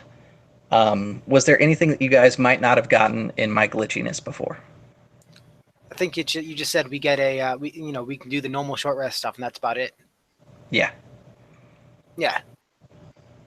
Okay, So cool. we're just healing up. He's attuning, and unless anything happens within that hour of short rest, because I've been at the door to the one exit. Just I'm sitting with the door closed. Yeah, nothing fancy happens. You don't have to worry about being attacked or anything like that. You can hear kind of the sounds of what sounds like human children playing coming from down the hallways, and it sounds very distant and echoey throughout the ziggurat. That is disconcerting. Hmm. You guys hear the playing the human young ones playing. Do you Hmm. not? Amzo gets really, really upset. Like, visibly angry and just doesn't say anything, though. Then I look to I'll move towards where we're hearing the younglings. while he's moving, I look towards Turin, and I whisper to him, he must really not like the young human children. They upset him this visibly. The humans should know better than bring their young here. I'd feel bad for them if it wasn't for if they didn't take our young ones. Indeed. Normally, I consider war to be pointless. Just bloodshed over bickering and petty ideals. But this abomination, something I will gladly fight for. Agreed.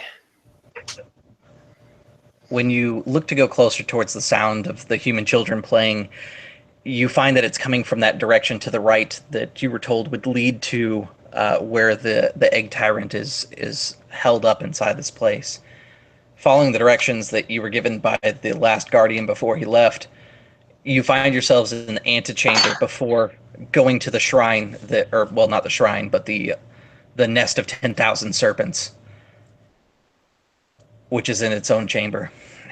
Here, the room you're in, it's kind of sunken in, and you can see that there's a liquid inside there. It smells kind of foul, and there's like 3 steps that go down, and it makes it about shin height of this liquid. But there's a door on the other side.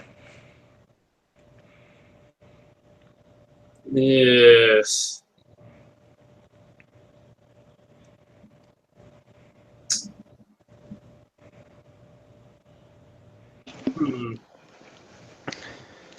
Right now, I'm assuming that none of you have stepped in. You can tell me otherwise. Yeah. So we're hearing this. I specifically wait for the old one. You can hear the sounds of the muffled sounds of children playing on the other side of this door. That's at the end of the hall, or the end of this room. And the room has got like shin high, watery darkness stuff. Yeah, there's water. There's some sort of liquid that is obfuscating the floor. It looks like it's about shin height, if you were to guess. Okay.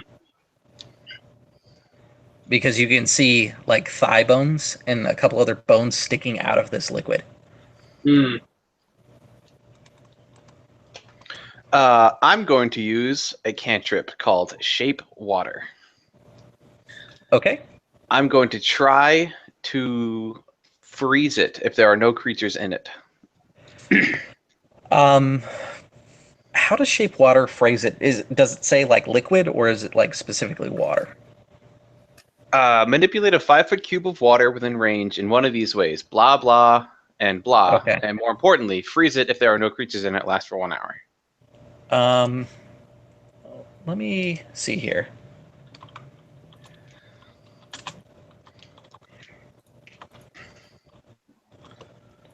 So it'll tell me if there's something in there, or if it is something. It does not freeze. Freeze. Be careful of the water. I am then going to cast Detect Poison and Disease. Okay. I'll sense the presence of any poisons, poisonous creatures, and diseases within 30 feet of me. And I can identify them as well. Nothing. All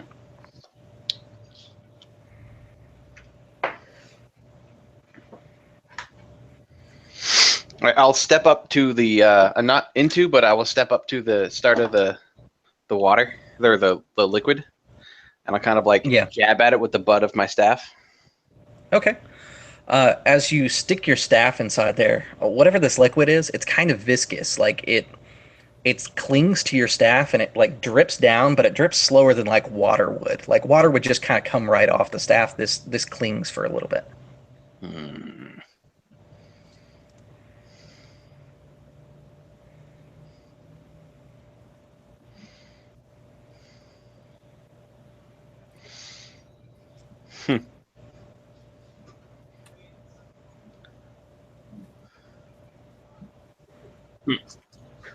I need a few minutes, and he's going to sit down, and with like a piece of chalk, he's going to draw like a little circle in the ground and start ritual casting a spell. All right. Okay, so he begins setting out candles, drawing shit on the ground, putting out like various jars of dirt for about 10 minutes. I need another jar of dirt. Go get me that one. No, that one. Shut up. What is there anything you guys would like to do while he's ritually casting for about 10 minutes? Other than like standing watch, not really. I'll make a perception check to see if anyone's sneaking up on us during this whole time, I guess. Okay. Yeah, I'm gonna also do that. I wanna keep him safe as possible. I'm gonna assume a 4 doesn't net me shit. It does not. You think you do a pretty good watch. I'm at 18. Okay. You realize what happens with the watch? You're watching a wall. With an 18, Now, nothing is sneaking up on you. However, you kind of scan the room, and you see along the ceiling there are these they're not quite like spikes per se, but there's little points that stick up out of the ceiling or stick down from the ceiling, and it looks like where they would be kind of cone shaped, their tips are removed. They look like tubes almost in the ceiling. Turn.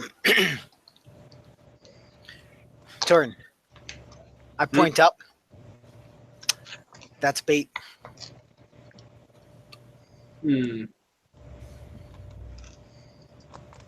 I see. Yeah. Eh.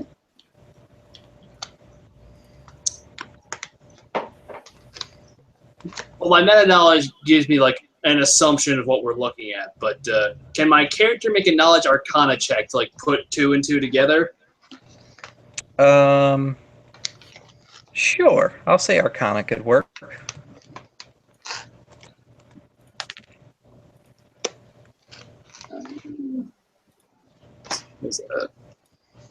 That's a 16. Okay. You think that they're probably spouts that something would be channeled through them. Maybe more liquid. Maybe something else. It's hard to say. Okay.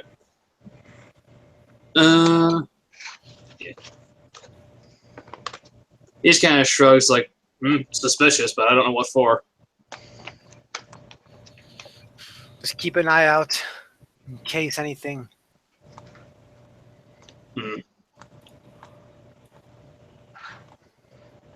A history check would also be appropriate in this room, by the way. I'm in my check, so. Okay. I mean, I could try a history check, but I'm not gonna succeed anywhere. But I'll throw it out because I can. Who knows when? Excuse me. By the way, on the tablet, I can't see the chat, so let me correct that so I can see it. So I might actually get a good history check. Because that's a 19. Okay. With a 19, you're kind of thinking about the different legends and stuff that go with the Egg Tyrant and what he was all about. And one of those things was originally brought up in the last room is that the Egg Tyrant relished in... Uh-oh. There it goes. Just making sure my computer stays connected so that it doesn't fail the broadcast. Yep, we gotcha. Yep.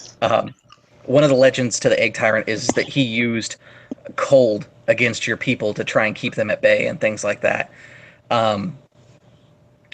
You know that your people at one point fought the Egg Tyrant by using flames, and that's part of the reason that the ziggurat was even built on the volcano, so that should the Egg Tyrant ever escape, the idea is to activate the volcano by force and just drown the valley in lava.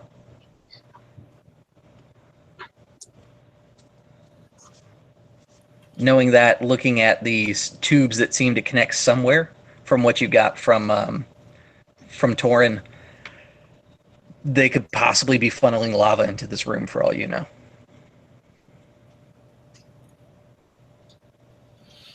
That is pretty fucked up.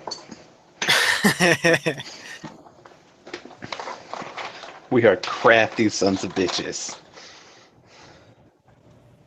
Hey, kobolds are one of the tribes in this valley. Yeah, crafty sons of bitches.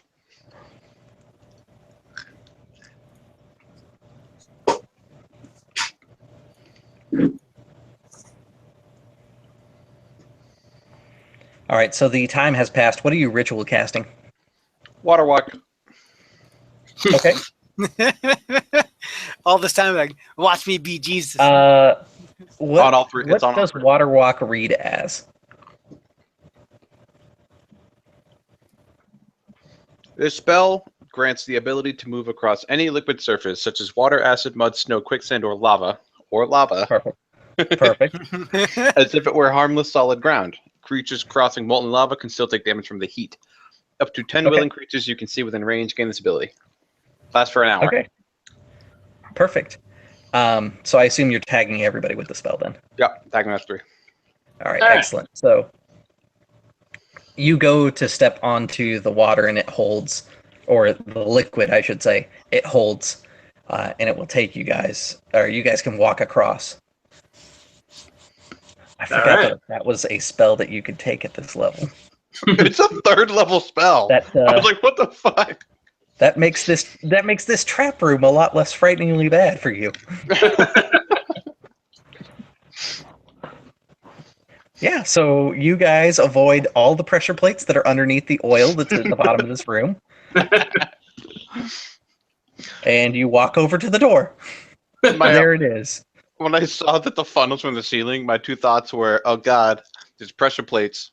Or, and this is where it wouldn't have worked, it's just going to spew more oozes at us as we're walking across the ooze. Yeah. That Nope, was my big fear. I was going to say, the way the room is set up is it's oil, so you can't actually see the floor, and as you walk, there's a random chance that you're going to hit a pressure plate, which will drop lava into the room and light it on fire. That's pretty badass. That's a pretty That's a nice one. crap these sons of bitches thing to do. Kobolds made the room, man. I like it. That's good room. All right, so you see the door here. This is a heavy reinforced door made of stone and steel. The door is locked when you go to it. However, you can break it down or attempt to go through the lock if you want.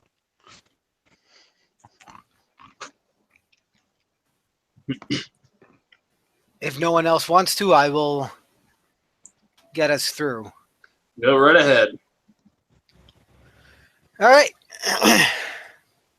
Go up to it with a staff, poke, like hit it a couple times, look at it. It's locked. Turn to the big ones. It's your turn. I'll step out of the way. I crack my neck. Let's do this. And I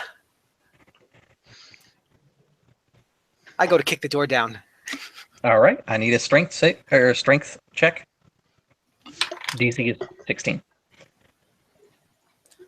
Well, on the die, I already passed that, but I'm at 20. Okay, perfect.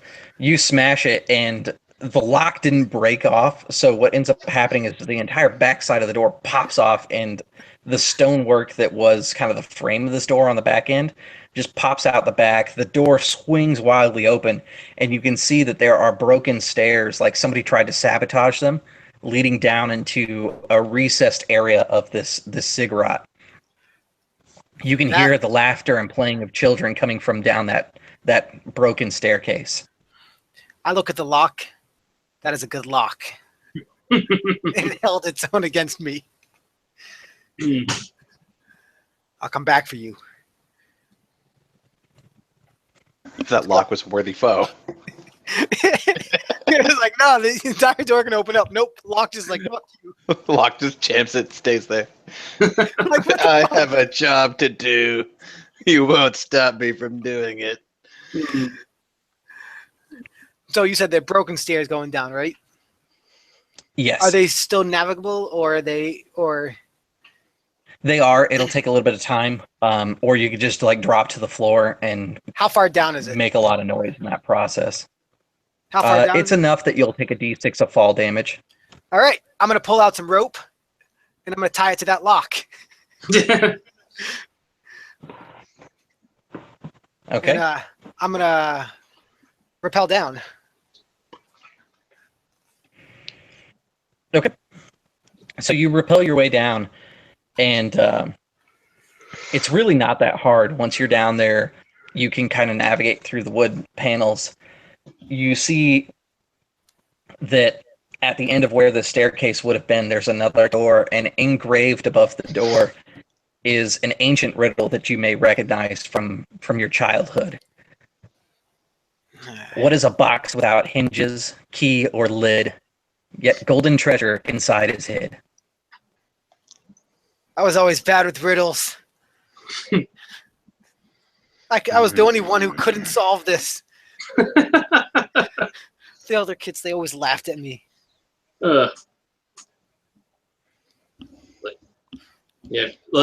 Torin comes down after him. It's like, looks at him, looks at the riddle, looks back.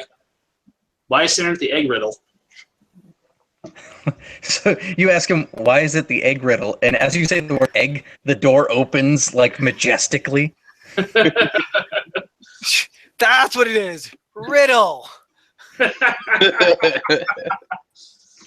Once the doors open, the laughter of the children rings clear, and you can see inside this room, it's just recessed another like step down. It's this huge circular room, about 40 feet around as its radius, and there are children dancing and playing around this gigantic egg-like kind of obelisk in the center of the room.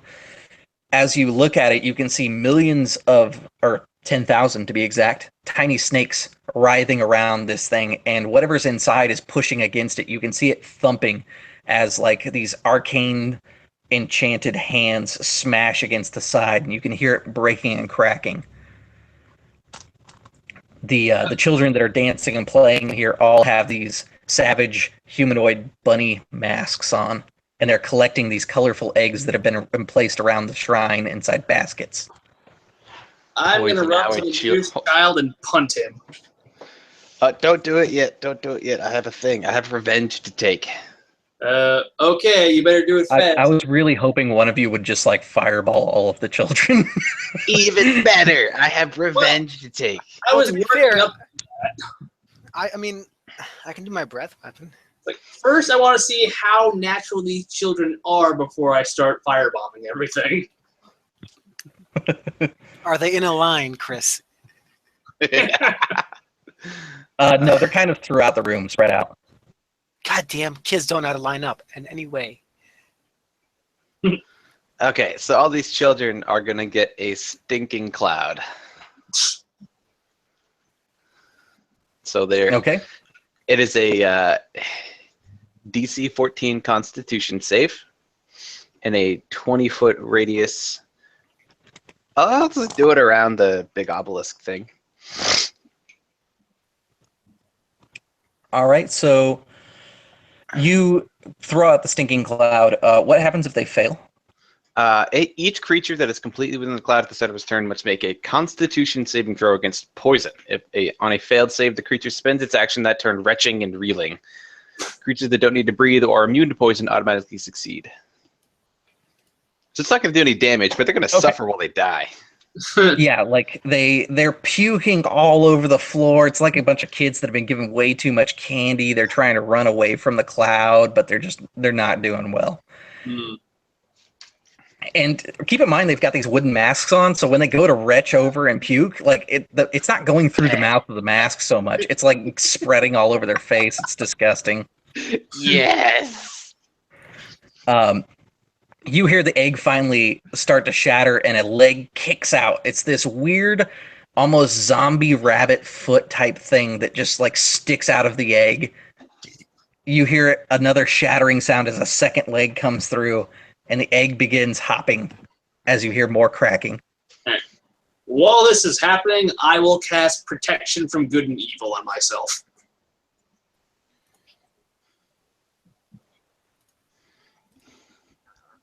I'm just laughing as the children suffer. So here's the story as I hear it. Here's why I was exiled, was that I discovered a plot for the humans to poison our eggs. And I figured out which ones were poisoned to destroy them because they would grow up to be abominations and destroy our people. But no one else knew. So they blame me. They basically assumed that I just murdered a bunch of babies. And they exiled me from the village. So in exchange for poisoning our... You poison a bunch of our children, I will poison a bunch of yours while they suffer and die. Yeah, the children are no longer a problem. They're pretty much going to puke themselves to death. That assumed that the children were ever a problem. Like, that's what I'm more worried about. Like, were you really going to have those children attack us? Yeah, they were. Actually, they were going to be a swarm. A swarm of children. Well, That's it wouldn't what they last very do. long. Like, both I and Jeremy can breathe fire. No, I can't breathe fire. No. What are you talking? I Well, breathe a line of acid. Acid, right? Yeah, you breathe fucking badass stuff. That's right. I don't have fire. No, I would just So- melt their fucking faces off. I do need initiative from everybody.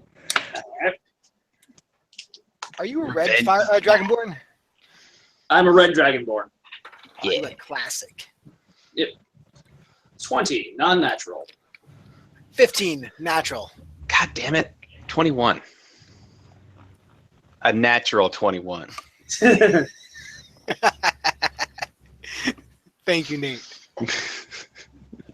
Okay, I'm sorry. Repeat yours for me, starting with Nate. 21. 15.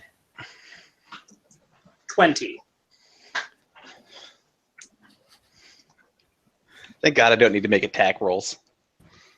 Let me really quickly put down some numbers I need real quick. Only if it's quick. Nate, I want you to make attack rolls. Why? I fucking won't make them. I burned all my good rolls on it. I've rolled a 19, a 20, like a 1, and a 19 so far. Look, man. Then just go up to whatever the enemy is and hold a dodge action. Okay? Help a dragonborn brother out. All right, perfect. Sorry, the adventure that you guys are playing is actually a pre-written adventure from Absolute Tabletop. I'm just modifying it as we go, and their last boss was the one I forgot to write down stuff for. Oath of the Frozen King. Yep. Which has been surprisingly easy to modify to be gigantic undead rabbit is stealing your eggs. Okay. He goes first and he shatters through the egg, and you hear from this like vile voice, "I am risen."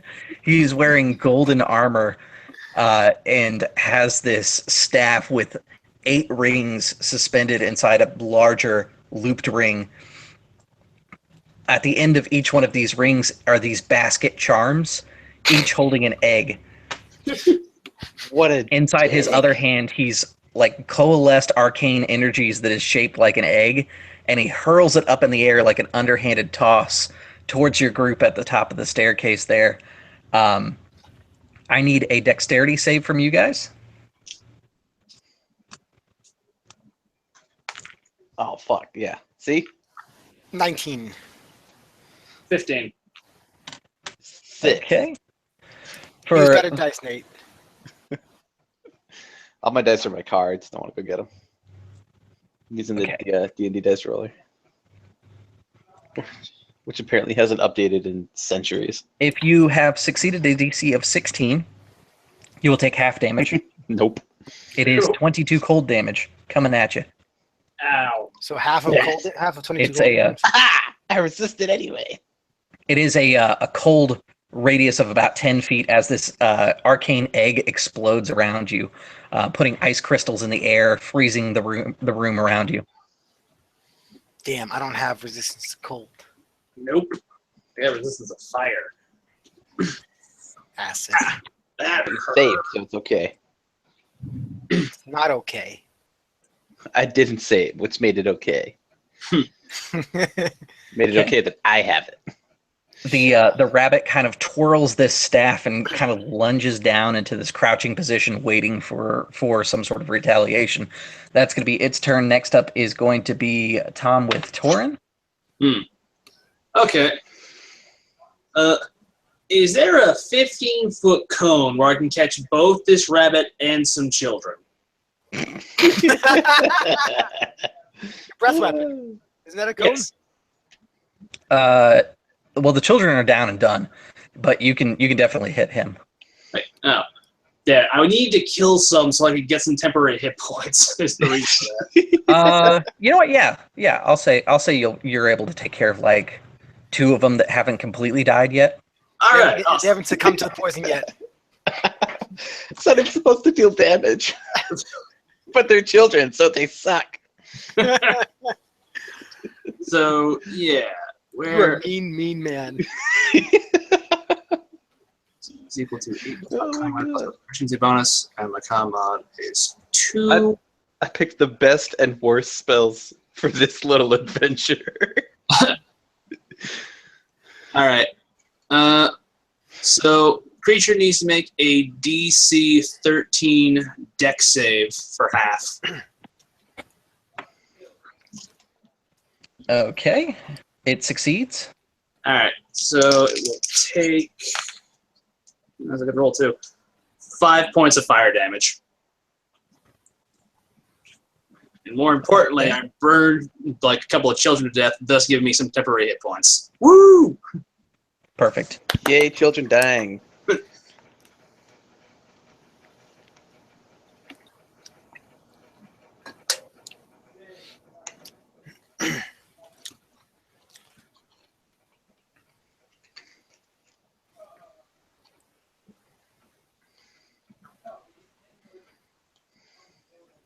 Nate. Oh, me. Right. Is this thing like noticeably? It's definitely undead. It threw cold at us.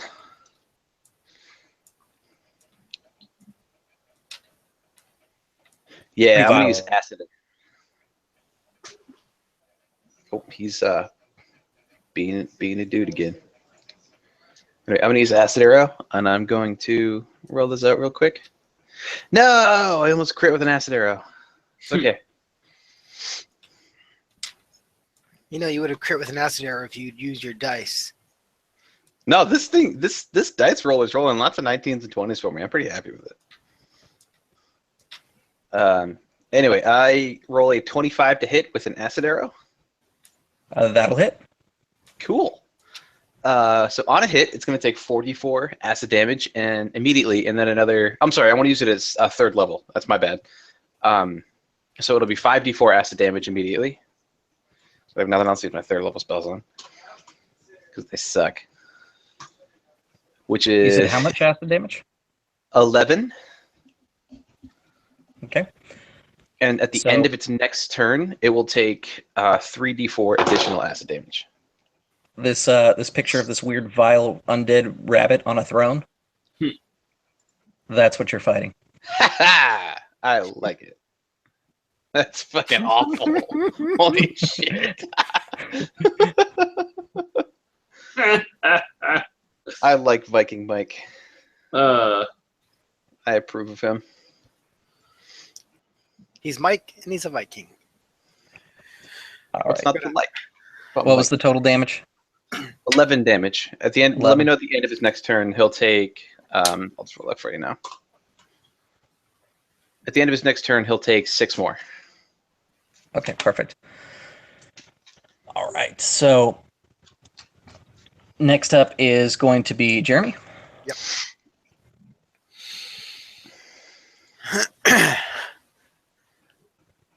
All right, so I guess everybody's just gonna sit back and shoot from afar, I guess. I mean, I was going to move in close after this, but I'm going to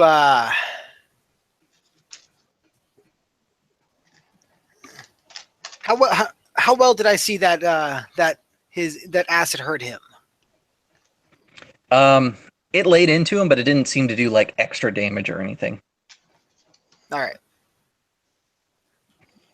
Well, then I'll just go in and I'll keep him at bay so he doesn't get to the old man, who will die in one strike, as I truly believe that will happen. Okay. It's actually pretty fucking durable. Shut. Maybe. I'm in a meaty druid. All right, so I'm gonna run up to him, and I'm gonna strike him with his own basket. How dare he leave it laying around? Okay.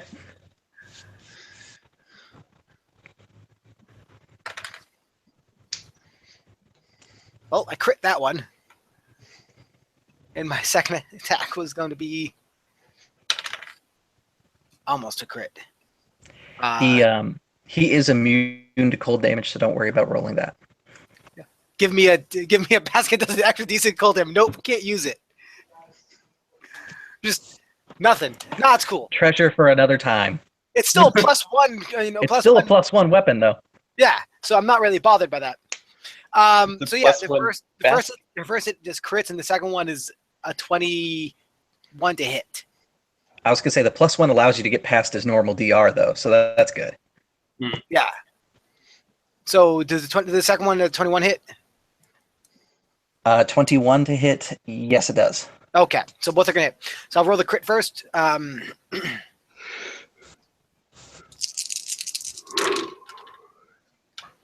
see.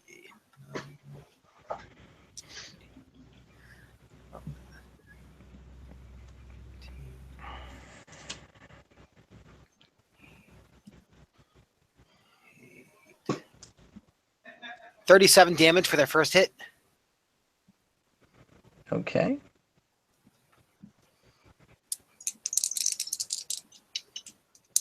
The second one, 27 damage. You said how much? 27 for the second hit. 27. Yep. Ooh, great weapons rock, man. Yeah. Yeah, you go mess his day up real good. You get up in there and just smash him around real good. Like you get a body blow with the basket, and as he's reeled down, you do like that traditional uppercut move. But keep in mind, this is with an Easter basket that you're beating him to death with. As I'm hitting him, I'm like, "How dare you steal those eggs?" Like the shards of ice are just not sticking to him, but you can see where they're just kind of reflecting off of him. And he kind of reels back as that uppercut hits, and he gathers himself and leaps into the air for a cottontail smash on you. Yes, that is one of his attacks. Cottontail smash. I don't know how to feel that about is going this. to be a hit. He does 20 points of bludgeoning damage. Oh boy. Okay. And then you will get a thunder kick to the face, which I do need a athletics check to not be pushed back from this one. 24. Okay. Yeah, he's gonna beat your athletics. So you find yourself catapulted across the room, and you smash into this device. And it's only really then, as you smash into this thing and take 6 points of bludgeoning damage, that you realize there are 12 devices around this room, and this is of obvious kobold design. This pillar here, if you were to drive it into the ground, you can see that that's how it's supposed to operate. It will activate something. All 12 must be smashed to the ground. All right. Okay, that will be the end of his turn. Next up is going to be Nate with Asmocash. You just saw him, hit me with his tail after I smashed him twice really hard with an Easter basket. Yeah, it's pretty great. So there's no one around him? No. Yeah, he's open right now. Cool. He's gonna get entangled. And then I'm gonna move towards Okay. one of those pillar button things. What's the DC for Entangle? 14. Okay. As you cast it, the vines spread out, and he leaps into the air and bounces off of a wall and keeps himself aloft just enough to where your spell vines out the area, and he lands on top of the vines, dodging the entanglement. Oh well. I'm gonna You go over towards one close of the distance to one of those buttons to smash as well. Yes. You can activate it as a bonus action by smashing it to the ground. I would like to. Okay. So you get there, and you don't really have anything to really like bludgeon the hell out of this. So you just kind of take your staff and you just like smash it with the staff and put all your weight into it. After like a few seconds of you lifting your entire body off the ground on your staff and this pillar, you finally hear it click, and it's to the ground, moving underneath. The center of the room starts to iris open a little bit, and you can see black smoke coming from the floor. As I thought.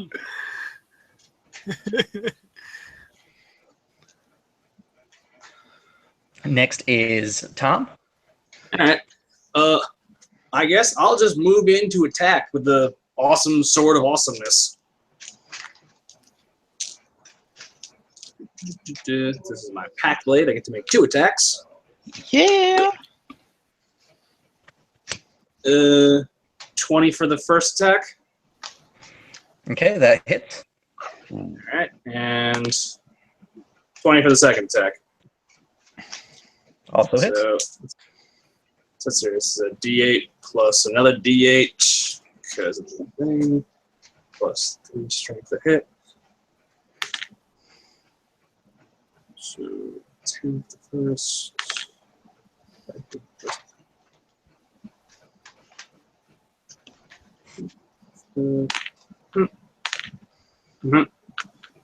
Plus that. Total of 24 points of damage over 2 hits. I'm sorry, say the amount of damage one more time. 24. 24. All right, perfect. So you lay into him. You did do your extra damage for him being undead as well, correct? Mm-hmm.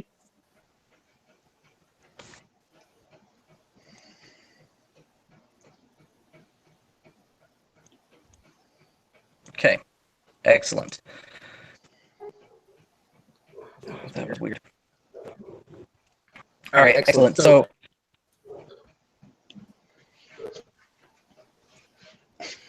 the rabbit cries out in pain as you lash out against it, and next up is going to be Jeremy with Coppertooth. Mm-hmm. As I get up from my, was I knocked prone or? Yes, you were. So it will take half your movement to stand up again. All right. As I get up, I look at the old man. If we don't take this thing down, keep that going. How far away is he? Can I make him within the rest of my move? No, you'd have to do the rest of your move plus a dash, or that's basically what you're gonna have to do to get to him. Ah, that bastard.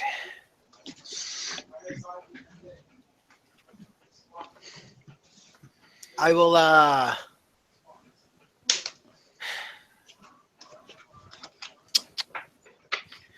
right, I'm gonna double move up to him, dash up to him, Okay. and then use my bonus action for second wind. Okay. And then after that, I'm gonna use action surge. Perfect. Leave that. And I'm gonna start my turn over again, so I can actually hit him. Okay, sounds good. You egg-stealing bastard! How dare you knock me away like that? Learn to fight like a real. Then he looks him up and down. Bunny. And I'm flanking with Tom right now, right? You get a scowl. I'm flanking with Tom right now, right, Chris? Yes, you are. Okay. First attack. Crit.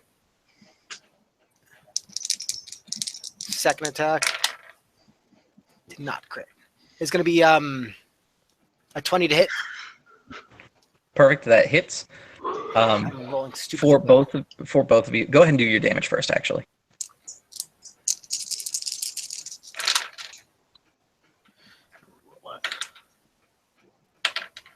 Okay.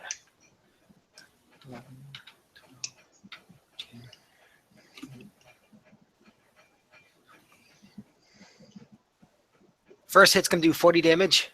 Jesus. Okay. Yeah. I need you and Tom. You don't need to worry about the second hit, but I do need you and Tom to make Constitution saves because I forgot about his aura. Basically, as you attack, eggs from his staff whip out and smack into you like he's hurling eggs at a house. 19 It's for a my 16. concept. 17. Okay, sounds like you both passed. The eggs do 10 points of damage, and it's cold. Thank God I did my fucking action surge. Jeez. You your hit there, the first one, you smash into him so hard you can hear his neck snap back, completely broken. The creature slumps to the floor, and the hole in the center of the room is not quite big enough to push his body into the lava. But if you were to press down 2 more pillars, you could do so if you want, completely destroying him. According to legend, they were never able to find a way to destroy him completely, but they never tested it by dumping him in lava. Old one, can open it up a little bit more. It's already going to the next one. I give his corpse a few extra stabs with a special runeblade just to be certain. I also I kick away As I kick away the staff from his hand just in case. As you stab him with the sacred rune blade, each puncture you make into his corpse, a snake springs out of it and starts trying to wriggle over his body. You get the idea that that's how they got him entombed in the egg, is they stabbed him 10,000 times after he was dead. All right. You might want to stop that. Or keep going. We don't want to kill the snakes, though. They didn't do anything wrong. Okay. A few minutes later, the old one has opened up the dais large enough for you to dump him into the active volcano. I just kick his body in. All right, perfect. You guys push the body in. The body hits, and you see a hand like reach out like the Terminator movie, and like it's like, and then the paw like slowly turns and flips you guys off as it bites in. What does that mean? That is it for the Egg Tyrant. From looking at it, you can see that the volcano has grown very active. Within a few moments, the pillars start to rise up. They seem to be on a timer that will cause the dais that is this room to close back up. The tomb feels more like a natural state. You guys who are connected to the arcane and divine energies can feel that the world is balancing around you again, that things are starting to feel like they should be. As far as you can tell, the Egg Tyrant is vanquished for good now.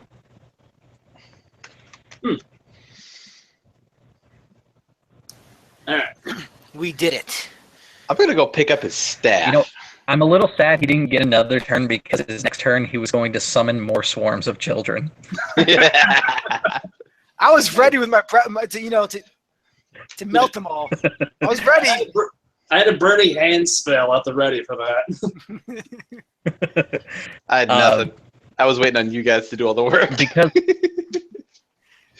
Because of the fun of this, you guys are able to find 10 gold pieces, 20 silver pieces for each of you. You find 3 rare gems, which are each worth 100 gold.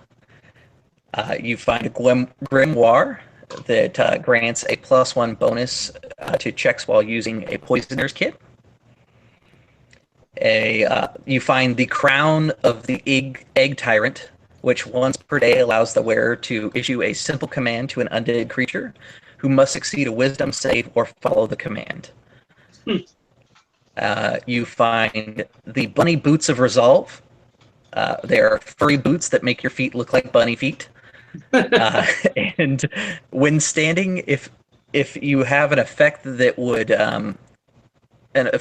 move you against your will, the distance is halved. You guys also find. Nope, you already found the rest of the treasures. We also took the Tyrant staff. I remember I kicked away from him before we threw his body in. Yeah, I was gonna say the staff itself, it emits an aura that if while wielding this giant-sized staff, like for giants, if you were doing a melee attack within 15 feet of the wielder, it pelts them with cold or frosty eggs, which none of you can effectively wield, but it's a nice trophy. I could wield it. I'm a great weapon master, man. This weapon is greater than most other weapons. With him vanquished, the scene kind of fades out, and you guys find yourselves in front of the council of egg bearers. The guardians have taken their numbers. They have met you outside of the ziggurat in full force. There's a small standing army from each of the factions within the valley. All 6 of the tribes have gathered outside like they were going to raid this place and burn it to the ground. When you emerge from the temple covered in gore, you're greeted as heroes and applause. The next is like another scene that flashes out, and we find you guys in front of a crowd of mixed reptiles and avian creatures as Colleen and Shala present you each with medals, all Star Wars style. One of you gets to be the Wookiee. You going full and be Star Wars? I believe that in this case, Nate is Luke Skywalker. We have Tom as Han Solo, and I'm obviously Princess Leia. Wait, does that mean you're granting us the medals? No, Shut up. I was gonna say Shalene would be, or Shala would be like Leia. Yeah. You would have to be, Coppertooth would be the Wookiee. Ah. That's really all I had for this one. I hope you guys had fun with kind of a silly retelling of kind of a serious actual campaign type adventure. Silly games are very good. I was going to say, this may be the only time that any of you gets to say, I beat a rabbit to death with a basket in a D&D game once. I beat a And then we zombie dumped rabbit his to corpse in a volcano. So it wouldn't steal the rest of our eggs. So what's your D&D career like? Well, there was this one time. I was going to say, I feel like this is going to be like the Goblin game. I'm going to have to run another one of these eventually. This is cool. But instead of goblins, we're all just, Lizards. lizards. Well, we all chose not birds. Yep. You guys We could will totally be have, the like, egg bearers. We could totally That have is a the bird bird's guy come name. along who's got like a bird dude with a monocle. Like that's got to be the bird guy. To be fair, one of the three, the only reason I didn't go for it is because I was trying, like I said, to make a quick character. I was really considering the what is it, Akueka? I can never pronounce it. Caracoa or whatever. Aarakocra? Yeah. Yeah, Akueka. I was gonna do an artificer and just stay up in the air and snipe. Be the Aarakocra artificer with the thunder rifle or whatever it's Yes. called. Yeah. This thing has a 500-foot range. What the fuck? Yeah, it's pretty ridiculous. Akueka have a natural flight speed of 50. All right, so I'm going to go ahead and kill the broadcast for everybody who did it, watch and stuck around to the end, which I see Jason Lapel kind of powered through with us, so thank you for that. I know there was a lot of technical issues. It looks like it got a lot better once I moved over to my tablet, so I may have to do this for a little while until I get my router fixed. But thank you for everybody who tuned in, everybody who will tune in afterward, and have a great night. We'll see you at the gaming table.